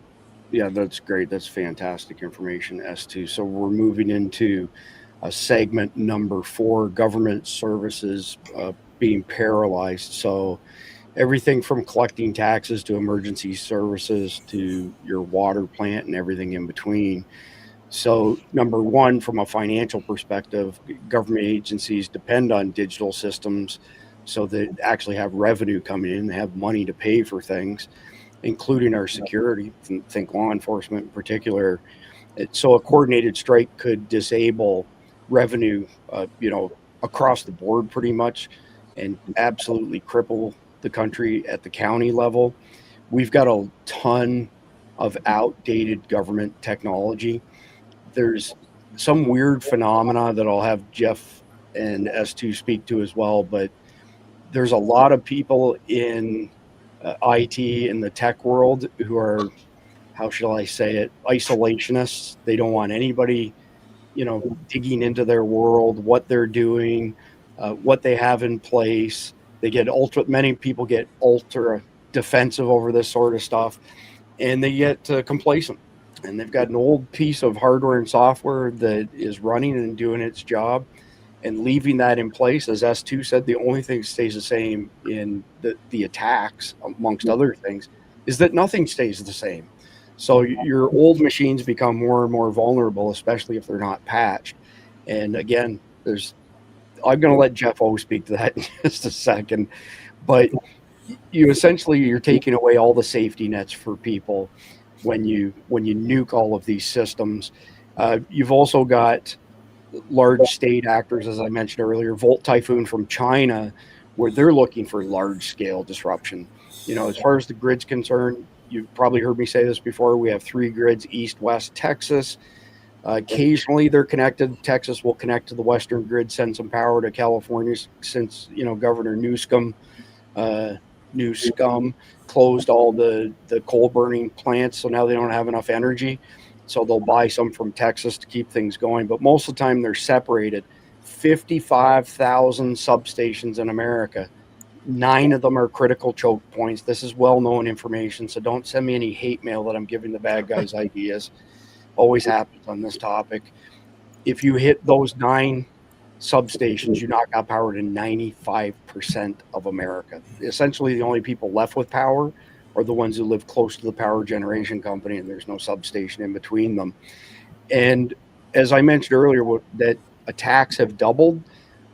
Ransomware attacks have more than doubled in the past year. It's a popular one, as Jeff spoke to already, Jeff O'Donnell, as well as the fact that when all these services collapse, people lose complete trust in the system. They lose all faith in local government stuff. So Jeff O'Donnell, coming to you here with this one here, go ahead and speak to the territorialism of IT departments first, and then I have I see he knows what I'm talking about, because guys like Jeff and I have been pulled into work or consult for companies that have deeply entrenched IT guys, and they don't want anybody, especially an outsider, to know what they're up to, because it means change, and they hate change, and they hate change because it requires them to get off their ass and work. So roll with that first, Jeff, then I have a second question for you. Well, you just already answered the question yourself, the way you posed it. It's like establishing kingdoms in some of these companies and corporations, and they don't want to share the power. And speaking as I'm up there in years, as you can probably tell, and software and engineers that are of my era. It's very easy to distrust the young folks that don't know anything coming up trying to take our jobs. And it's if you have that philosophy rather than what is best for the company, what is best overall. Of course, if you don't trust your company to make good decisions, that also can enter into it. Also, if you're in a case where this flash in the pan is going to come up and take suddenly he's going to be in charge and I'm going to be out of a job. And it's all over the place. I think it's part of just being human in some ways. I suppose somewhere there's a bricklayer, that doesn't want to share how he does it with the young, those young bricklayers come up because they don't do it right. They just want to take my job. Yeah, exactly. So the second question I have for you is, which government systems do you think are most at risk from cyber attacks? Well, emergency systems to me is number 1, 2, and 3. Imagine, fire departments can't be informed of where there's a fire. Ambulances can't be informed of where to go. Police can't be informed. Any of these are a definite possibility depending how bad it goes. Speaking to what you said, anybody remember back in I don't remember the year, it was the early 2000s. One fault in a Canadian power plant took out the entire Northeast United States grid for a while, for a good long while. And that's a good example. And I do know. I hope we're in time. I think that the industry is starting to pick up on this. At least some of it is, and S2 could probably speak to this better than I. But our military bases need their own grids. The grid, we need microgrids. We need to identify how to have immediately replaceable spare parts. In case there is actual physical damage through these. And it should be proven. Yes, if there's this event, yes, we have the equipment to be back up in 24 hours. Things like that. It's common sense, really. It is. Yeah, so I appreciate that. Thank you. All right, moving on to Jeff MD. Let me drag you over on stage here. So, Jeff, what services do you think would collapse first in a coordinated strike? Well, if your power grid goes down, pretty much all of them. But if for some reason your power grid stays up, but computer networks get affected, it could be your cell phone system, because all those things are driven by a computerized switching system. Your water, probably not, because water, even though there's a lot of computers and SCADA systems involved, it's still an old physical thing. You pump water into a tower, it provides pressure to a system, and you only get it out when you open the tap, or and it stops when you close the tap. There's not a computer telling your faucet to come on. You do that. So as long as you can keep the towers filled, then people will have water. Now the water treatment plant's a different issue. But again, a lot of that is, there are pumps and everything, but a lot of it is mechanical processes that, while they may be monitored by computers, they aren't necessarily driven by computers. There are still people there who can, the computer's down, I can throw the valve manually, I can turn the valve manually, because that's what they did years ago. And a lot of those plants were built 30, 40, 50 years ago. They've just been updated, but the mechanics are still the same. Same goes for, if you look at refineries. A lot of our functional refineries in this country have been around for 50, 60. I think the one in Torrance, California is like 70 years old. Now, it's got a lot of computerized bells and whistles, but the mechanical processes are still mechanical. But anything that relies on a computer, phone system, emergency services, stuff like that, they're going to go away. And other services, trash pickup, those truck drivers probably know their routes, forwards and backwards. They run the same. Like, I know my guys, I got the same garbage men. I've had them for 7 years. They know they can do the route blindfolded. But you think about delivering products, Amazon, those kind of guys, no, it's all computer driven. And what about fuel? Gas. Fuel. You've got to have, you're at your gas station. The pumps are, they're electromechanical, but again, they have pricing and everything that can be set remotely by computer. And if the computer goes down, I'm sure the default is if the price is zero, turn yourself off. So plus you got to pay at the pump. So it's requiring that, your credit card go through. Well, if that payment system is screwed up, you're not going to be able to get fuel. Let me give you an example. So Hurricane Matthew, we had a sewer main and a water main burst beside each other during the hurricane. It completely contaminated the city's water supply. And that came from readings that they were taking off of the water. So sensors that were telling them, hey, there's fecal matter in the waters. It's greatly dissolved, but it's still way above safe levels. So they ended up turning the water off to the entire city for a week while they fixed this. If the sensors aren't there to pick that stuff up because of a cyber attack, how can they ensure that the water's, potable? I can't.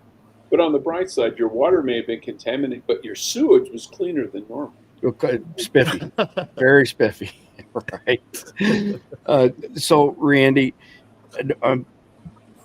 I touched on service disrupting, impacting public trust in services.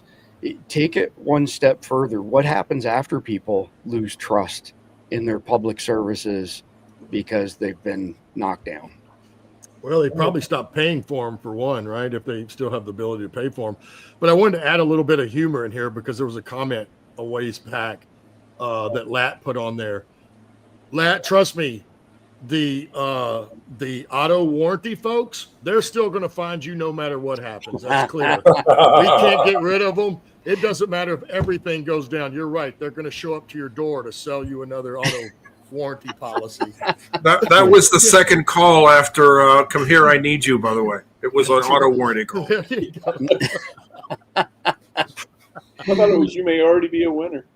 No, it's not your home. It's your home warranty that they're after you for. There you go. Yeah. Well, so if the systems go down and people we will lose trust in the public services, right? There's no doubt about that. And what happens when that happens? Well, everybody's out for themselves, right? I mean, at that point, everybody's out for themselves, and it'll just be further, degrading of society, of our morals, and all that stuff. People will just go nuts, and then they'll be desperate also because they're going to be missing services that they normally have that make life easier. So I think it would just be another notch of taking us a little further down. It might be more than one step, though. It could be quite a few all at once. Yeah, downward spiral, basically. Yeah, for sure. So, S2, in your opinion, what do legacy systems, or why do legacy systems, I should say, make government agencies easy targets? You're on mute, S2. Yeah, it takes me a minute to go between three computers. Well, there's several reasons. Number one, you have outdated software. Many of the legacy systems run on unpatched or unsupported operating systems. You have Unix and Unix variants, old Unix variants that are out there, mainframe that's out there, and basically they leave known vulnerabilities to be exploitable by attackers. You also have a lack of modern security features. Oftentimes, these don't have built-in encryption. They don't have multi-factor authentication or intrusion detection, which makes them susceptible to breaches. You also have complex integration. Interfacing with newer technologies is very difficult sometimes, which creates weak points where data can be intercepted or corrupted. And then you also have the limited vendor support. Manufacturers may no longer provide updates or patches for particular applications or even operating systems. Windows 10, for instance, I think that, if I'm not mistaken, I think that comes to an end of support here very shortly. And a lot of businesses are still running on it. And then you have the high maintenance costs. That's not really a vulnerability, but then you have sensitive data exposure because the legacy systems often store data without adequate protection, and that increases the value to attackers. And then you have skill gaps. The people that can run some of these legacy systems, particularly mainframe, are very rare now. A lot of these guys are older. They've gotten out of the business completely. And you say mainframe to an 18-year-old now, and they're going to be like, "What's that?" Look at you like deer in the headlights. Story. Yep. True story. Those are what I see as being the main points of vulnerability for using legacy systems in our government. Yeah, appreciate that, S2. So we're rolling into segment 5. This is the last segment for tonight's podcast. And it's on the cascade effect and gaps in defense. So you can breach something in one sector, call it a vertical, like financial services, and it spills over to another industry vertical.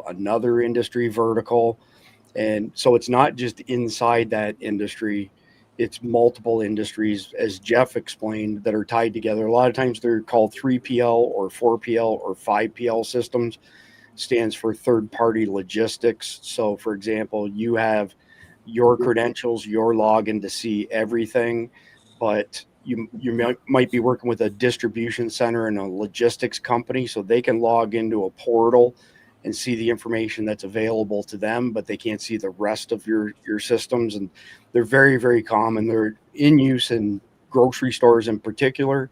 Stock drops to a certain level, it triggers a PO to the distribution center, it sends out a bill of lading to the logistics company. Everything falls in place. It tells the accounting department that this has happened, when they need to issue payment, so on and so forth. So very, very interconnected.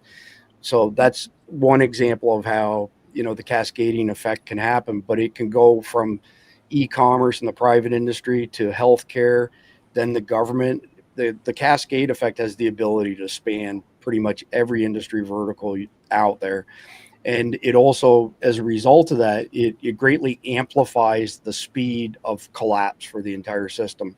We're not talking about, just the financial system went down. We're talking complete and utter collapse across the board. And now we've got these AI-driven attacks.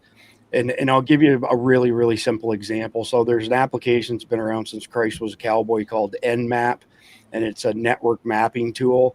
And you would point it at a block of IP addresses and walk away, and it's going to scan every IP address that it can find in that block that responds, that allows a ping back, and then they start scanning common ports. And at the end, spits you out this report that tells you all of the ports that are open on the IPs that were scanned and what's listening on the other end of that port. A lot of times it'd be things like access to a Trojan horse. This particular system's infected with this Trojan horse, which means it's easy to break into. Now imagine taking Nmap data and feeding it into an AI that automatically runs the exploits against everything. You're talking stuff happening lightning fast. Like takes things to a whole new level. Think in terms of Skynet would be a good example of it. And the other problem that we have here is people put in the IT world, many people in the IT world put like patchwork stuff in place. Patchwork as far as, say, a firewall is concerned, patchwork as far as everything at the edge of the network. So authentication layers, which I won't get deep into, it's boring technical shit. There have been multiple simulations that have been done on systems just to reveal what happens. And S2 alluded to that earlier. When you power those by AI, if there's any vulnerabilities, it'll find them in a blink of an eye and will exploit them just like that. So whether or not the institution or company acts on it is really up to them. Hopefully, if they bother to pay for it's called pen testing, penetration testing. If they paid for it, you would think that they would use that. So at the end of the day, I would posit that we need a whole lot more investment in protecting our digital infrastructure than what we currently have. So, Jeff, I want to go to you first for this last segment of tonight. Explain how, in a little bit more detail than I alluded to, how a cyber attack can trigger failures across multiple different industries. It's really, there's multiple paths for that. The one that comes to mind that I think people will understand is, what if there's a massive cyber attack on our fuel distribution ability? Suddenly you've got no fuel, you've got no trucks to deliver parts, you've got no trucks to deliver food, you've got no trucks to deliver repair parts to things or the component parts to things. Of course, the electricity would probably take that down as well. But we're not a right word might be homogenous economy, and certainly our technology. You're absolutely right that with AI and we're hitting a point in the next, well, it depends on who you listen to, 5 to 10 years, we could be looking at quantum computers running AI technology. And guess what? There goes your cryptographic algorithms. Your encryption algorithms will suddenly be solvable in seconds, which is going to create a whole nother problem for cybersecurity. And the fact that they can do is, I think the problem is when I think about it, there are too many points in our country that would cascade everywhere else. In other words, I think there's far more than just one or two, because everything depends so much on everything else. If I can back up for a second to something Sure. that Esty said, I know for an absolute fact, because I've seen it, that as of 2022, I don't know about 2024, there are election systems running in our country on Windows 7. Did you hear that, S2? Oh yeah, I'm completely aware of it. Like the ones that we had running in 2020 that were running on Windows NT. Yeah, okay, yeah. That I have to admit that as much as I expect things like that did come as a bit of a shock. So, the components that ran out of support, 4 or 5 years before that time. And I pick on elections, but it's not just elections. You've got everything from storefronts to back offices that are, as S2 and others alluded to, they are not running systems which are easy or even sometimes possible to maintain a good security posture on. So, well, that kind of answers the question a bit.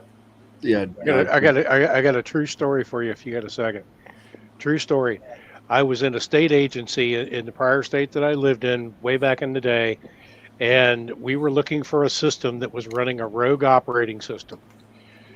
And I actually had to trace back the network cable, which led back behind a concrete wall where they had concreted up that server behind that wall.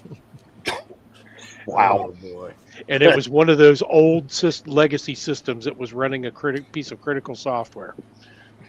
Proves my point that IT people are, get the fuck out of my kingdom. Yeah, Leave my exactly. shit alone.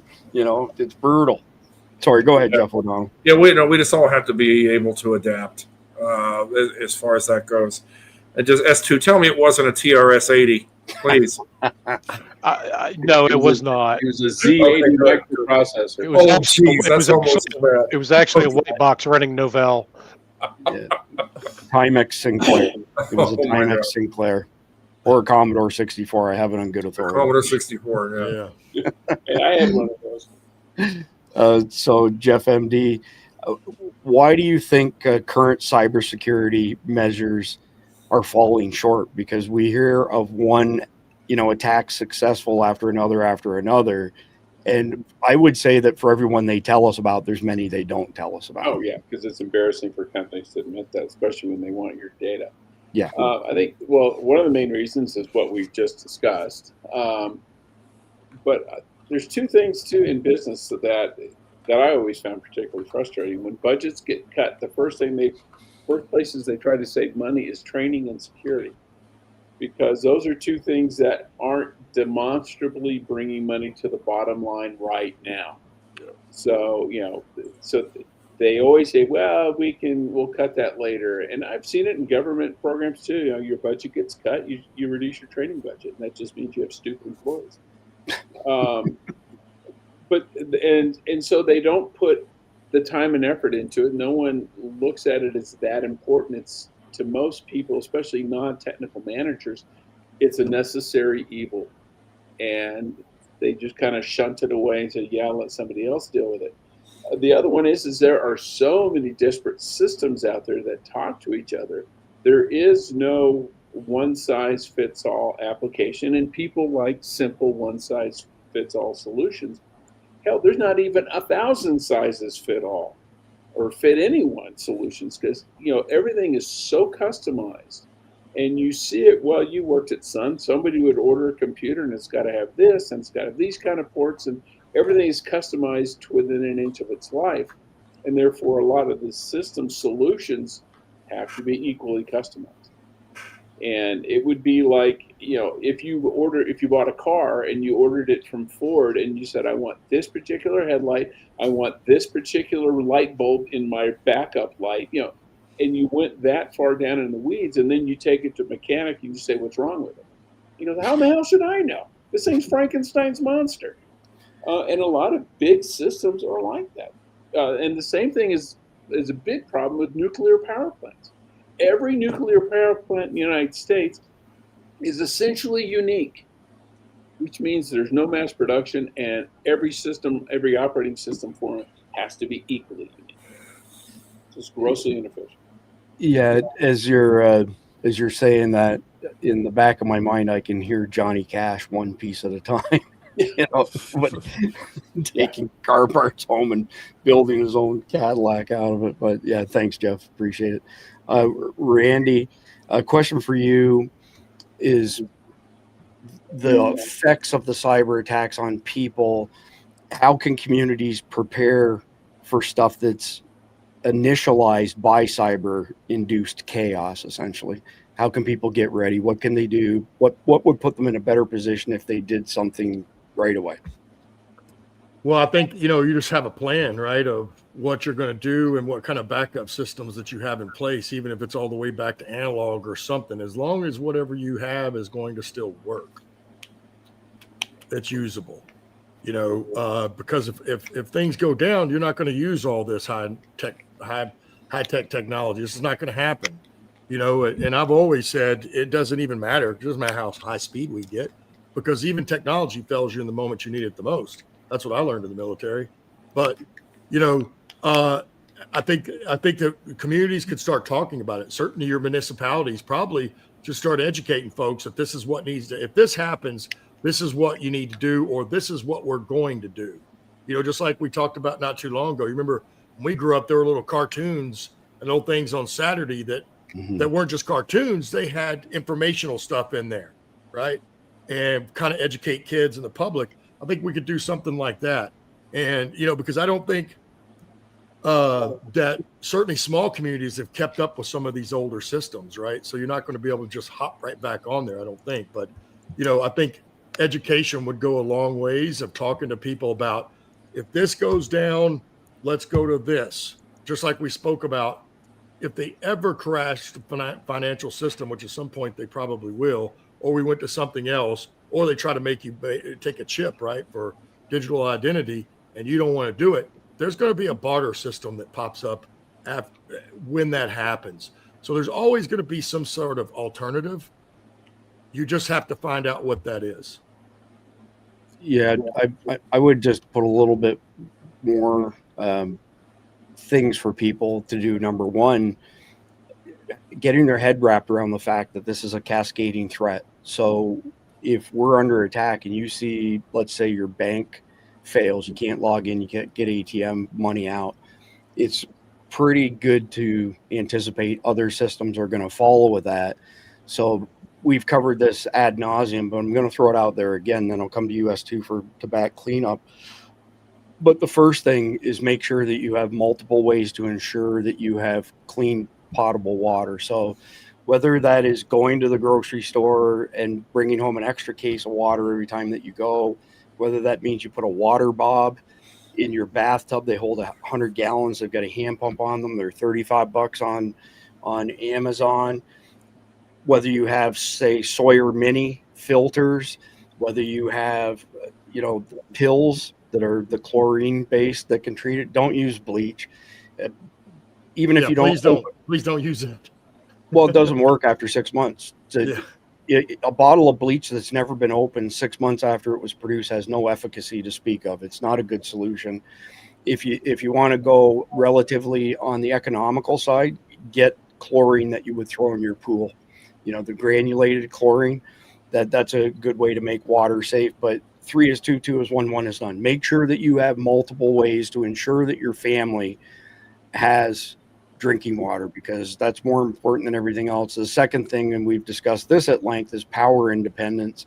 At the very least, get something small, solar powered, to keep your phone charged up if the network comes back on, to keep your radios tuned up. So whether that be an AM FM radio, a shortwave radio, ham radios, anything that can access the NOAA station for your area. I've never turned a ham radio on and not been able to access the NOAA, and I've tried it in some very, very remote locations.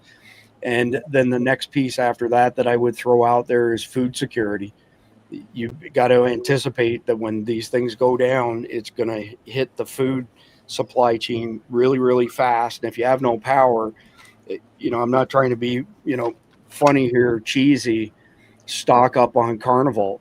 So this product, the steak product, 25-year shelf life, 100% American, no bad stuff in it like mRNA or antibiotics and stuff. 6 ounces, 6 servings, 150 total grams of top grade protein, which would be easily 500 grams of shitty soy protein as far as its effectiveness is concerned. That when you reconstitute this, it makes 1.5 pounds of steak. They've got chicken and pork as well, but throw it on the shelf. It doesn't need refrigeration. Easy to reconstitute. 5-10 minutes, it's reconstituted, and you can cook it however you please. So you've got to have something for food security. For all the other prepper stuff, I recommend Nutrient Survival. They've got powdered milk, which is, I got to tell you, is off the chain good. It's good stuff. Oh my God. Every time Eric sends it to me, my wife's like, you got to save that for the next hurricane, right? I got number 10 cans of it on the shelf. Yeah, I'm like, yeah, sure, we'll save it. A week later, she sees the can in the trash. She's like, what the hell did you do with the Nutrient Survival milk? Something happened to it, man. Kind of like this Foley answer, right? Something happened to it, man. But I apologize, Chris. I didn't realize you meant go into the steps that people like this, the prepping that we've talked about. I thought we were more talking about systems and I'm just the things that people can do right now to put themselves in a better state. That's okay. Maybe I wasn't clear in the context of the question, but cash and financial resilience, right? So you got to have emergency cash. Anything like silver coins are important, but also paper records of all of your stuff, birth certificates, passports, all that stuff, listings of all your accounts, what the account number is, so on and so forth. If there's a PIN for it, I would say medical prep as well. Make sure you've got really high quality medical prep stuff. I know a lot of people like Refuge Medical. I really, really like Jump Medic.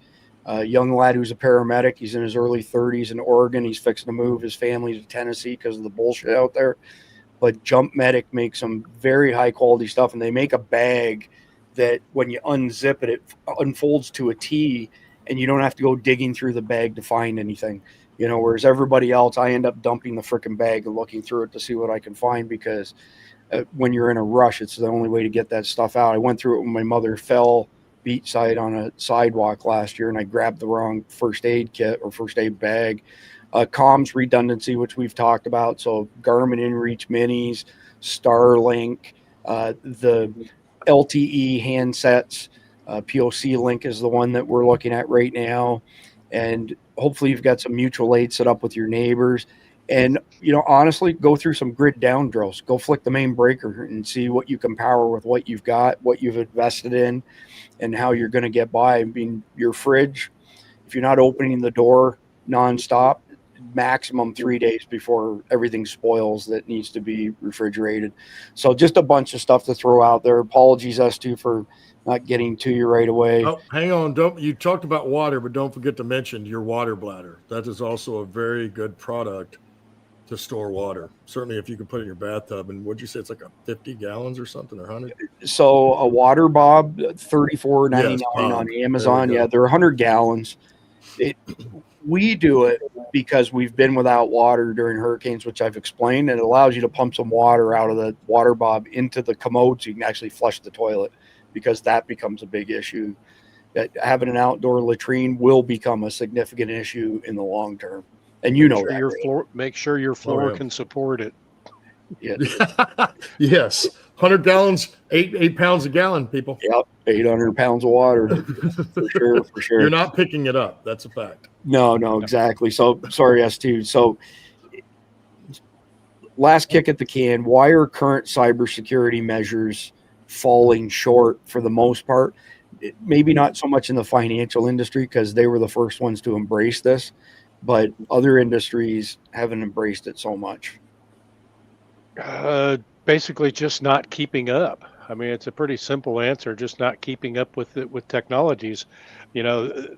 We talk a lot about AI this and AI that, but fact of the matter is that with the emerging technologies that are coming out, some of the intrusion detection systems that are AI driven through machine learning, they can analyze vast amounts of network traffic in real time in the blink of an eye. And they can detect anomalies and predict attack patterns before they escalate, which allows IT teams to be more proactive in their defense. You've also got something else called zero trust architecture. I mean, it's a security model that uses continuous verification of microsegmentation. You've got quantum cryptography. You've got blockchain for data integrity. You've got self-healing networks. You've even got homomorphic encryption. I'm not even going to go into that. And then the advanced intelligence, threat intelligence platforms that are out there. The point of it is that if we're not taking advantage of the emerging technologies, particularly in our government systems, it's a recipe for failure. Yeah, amen to that. Good job batting cleanup. I appreciate that. So that's the end of our main topic. The next thing that we've got up is the hero of the day, brought to you by our friends at Carnival. And this one, Bruno, goes out to you, the American trucker. In the 1970s, the American trucker was more than just another driver on the road. He was a hero, an outlaw, a cultural icon. Every kid in America wanted to grow up to be a trucker. I don't know if the panel has any thoughts on that, but I thought that was pretty cool choice for hero of the day. I remember driving down the road as a kid in the back seat of my parents' car, holding my hand out there and giving the That's right. your horn sign. That's right. We all did that. That's awesome. And you know, the truckers will not do that anymore. Yeah, we were doing this, and we were punching our buddies for punch buggy white, punch That's buggy right. blue, Every Volkswagen, whatever Volkswagen bug we saw. I somebody told me who previewed tonight's brief that actually is Bruno right there. For those who are wondering what he looks like, this is in front of his cab over truck back in 1971, right, Bruno? Is Bruno in the live chat tonight by any chance? Yes, he is. I'm waiting for him to cuss at me here. I thought he looked more like. No, that dude's too tall. From Smoking Bandit. Bruno, he can't be here. He will be defending himself. So take more shots. He can't defend himself. Bruno Reynolds, Bert's little brother. There you go. I'm sure we'll hear more of it in our private signal chat with our he's there. I was in diapers sitting on my dad's legs hanging under the wheel. Oh, so that's Bruno's dad. Okay, got it. Wait, isn't he still in diapers, Bruno? He's getting old enough. Well, yeah, it's a beginning and end of life thing, right? That's so right. Just ask Joe Biden, famous for shitting his pants at the Vatican. All right, so the next one up is the reader submitted story of the day. So these come out of our private signal chat as well.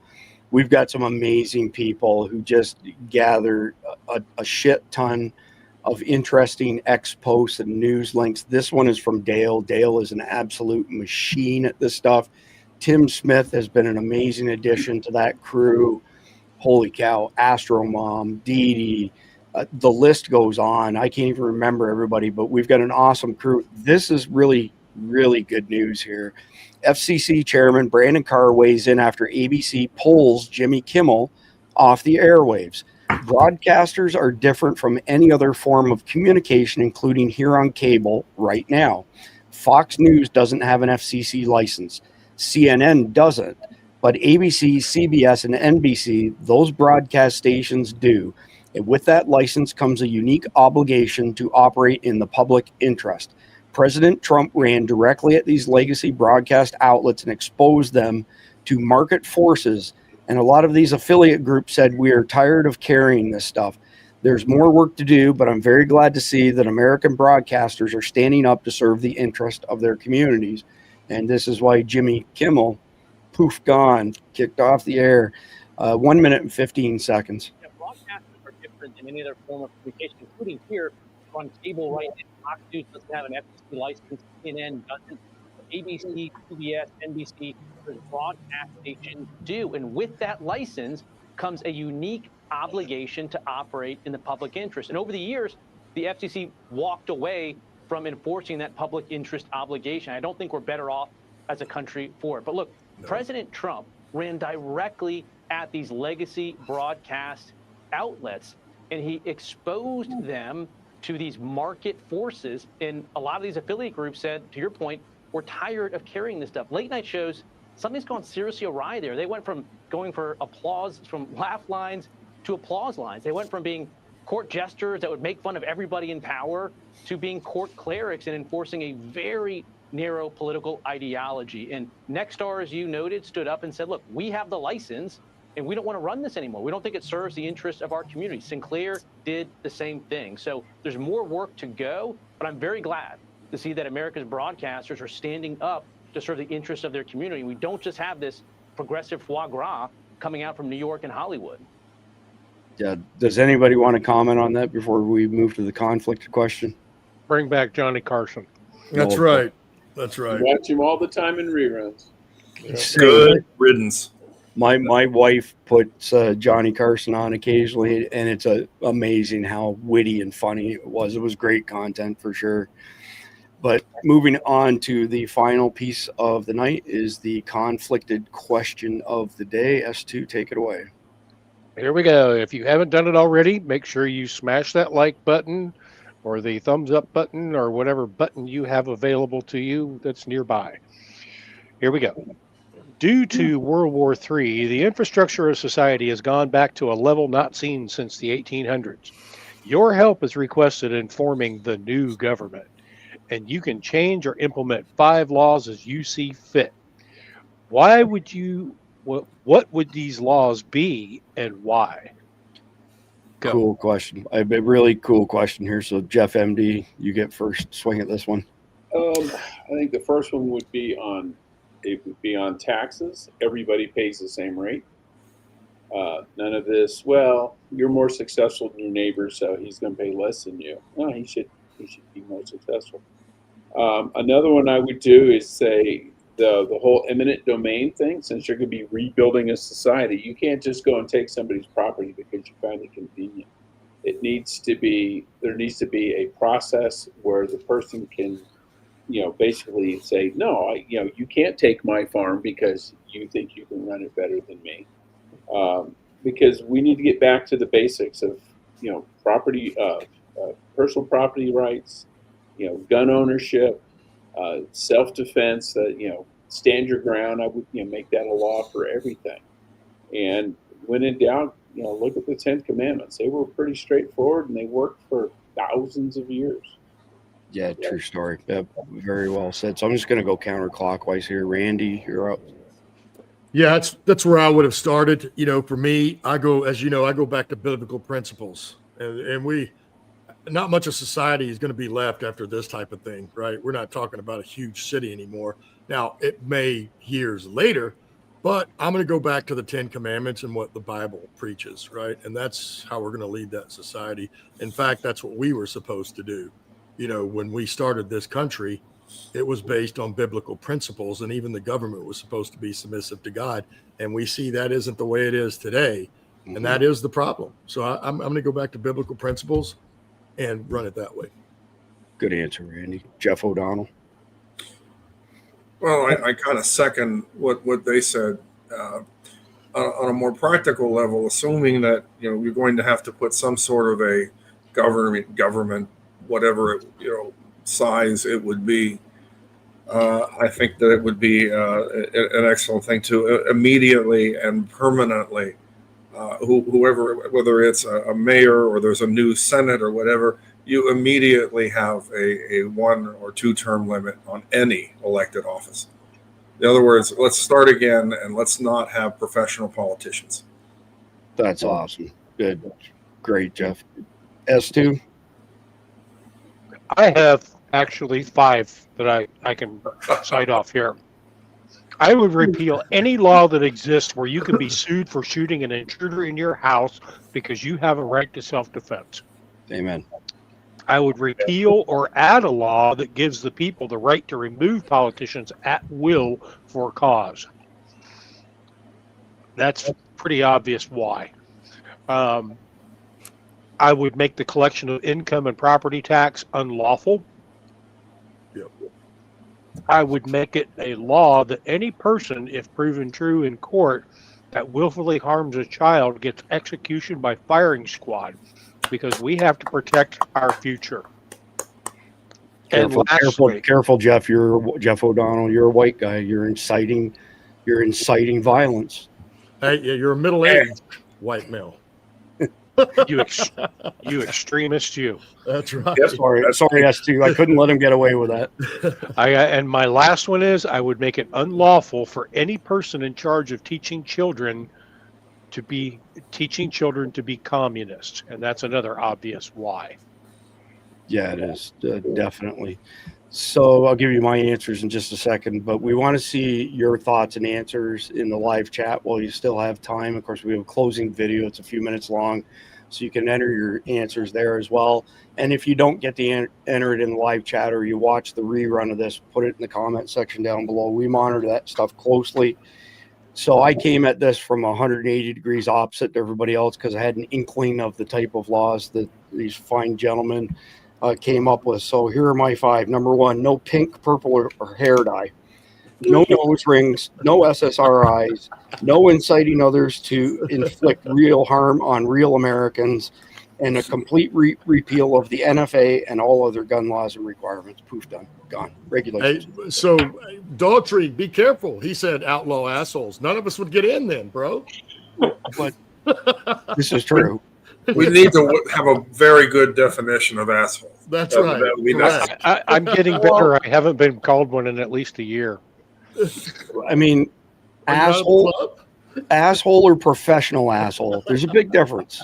Like, it's hard work being a professional asshole. Right? Yeah, if you're trained at it, it's okay. Yeah. If you have there's also the practice aspect too. Yes. Well, the 10,000 hours thing applies to that too. You know, Right. do anything for 10,000 hours, you're an expert. So I'm an expert at being an asshole. Jeff O'Donnell's joking. He's a super guy. He's the farthest thing possible from being an asshole. So yeah, we knew what you meant, Daughtry. Well, I'm an asshole, and he's never at the meetings. That's too funny.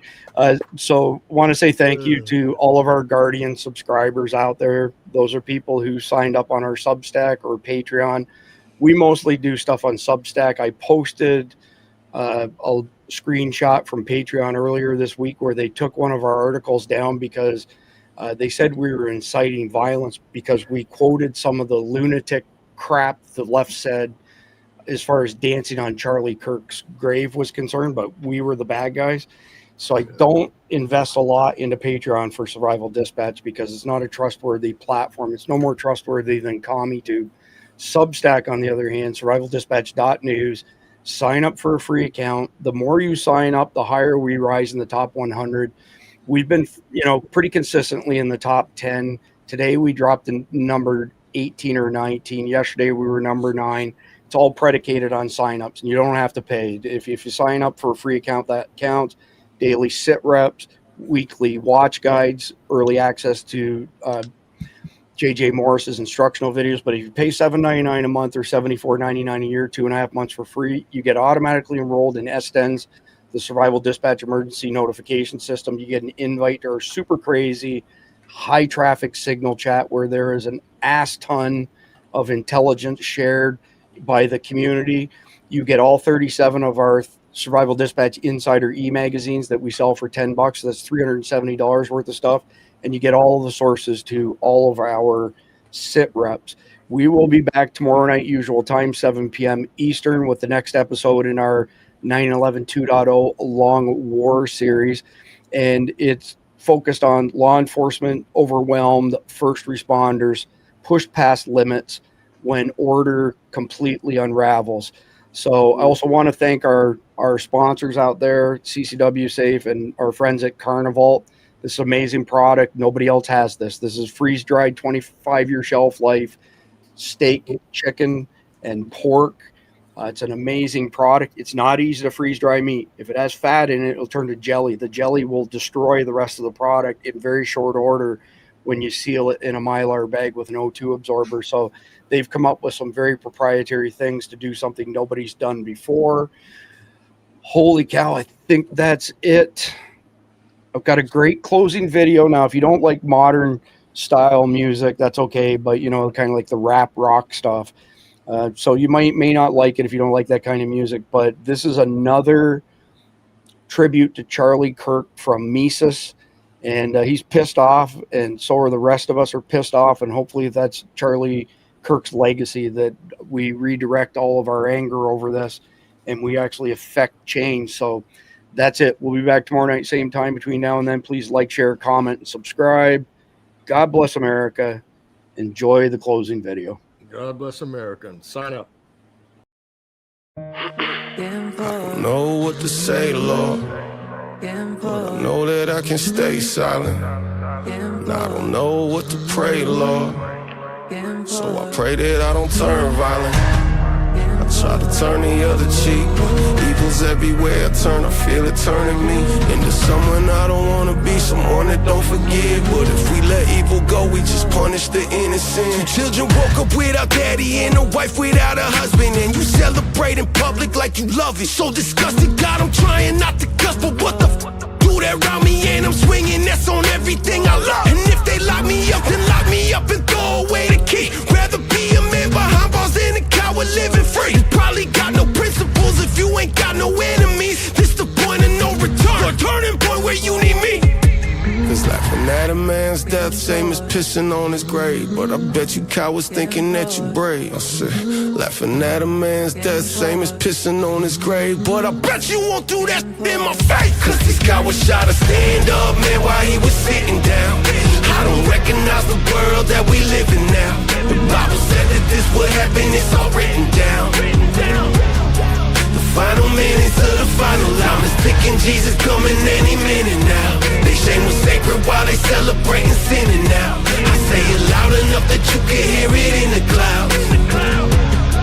I'd rather die than live life like a cow. Cold blood and they celebrate like the letters from heaven say. Hearts of many will grow cold in the end of days. Father, forgive me for not forgiving, teach me how to love. Cause love's the last thing on my mind right now after seeing that blood. But then I look up and I shake my head, thinking about the blood you shed and words you said. They know not what they do, think it was something like that. I don't got your book memorized, so I know that my pen at times can stray off the pages. So I just pray that I remember that a coward dies 1,000 deaths, a martyr dies just once. When a coward kills a soldier, the whole army rises up. I said a coward dies 1,000 deaths, a martyr dies just once. And when a coward kills a soldier, the whole army rises up. Coward shot to stand up, man, while he was sitting down. I don't recognize the world that we live in now. The Bible said that this would happen, it's all written down. The final minutes of the final time is ticking, Jesus coming any minute now. They shame was sacred while they celebrating sinning now. I say it loud enough that you can hear it in the clouds. I'd rather die than live life like a coward. How do you want to be remembered? I mean, if I die, everything just goes away. How would you, if you could be associated with one thing, how would you want to be remembered? I want to be remembered for courage for my faith. That would be the most important. The most important thing is my faith.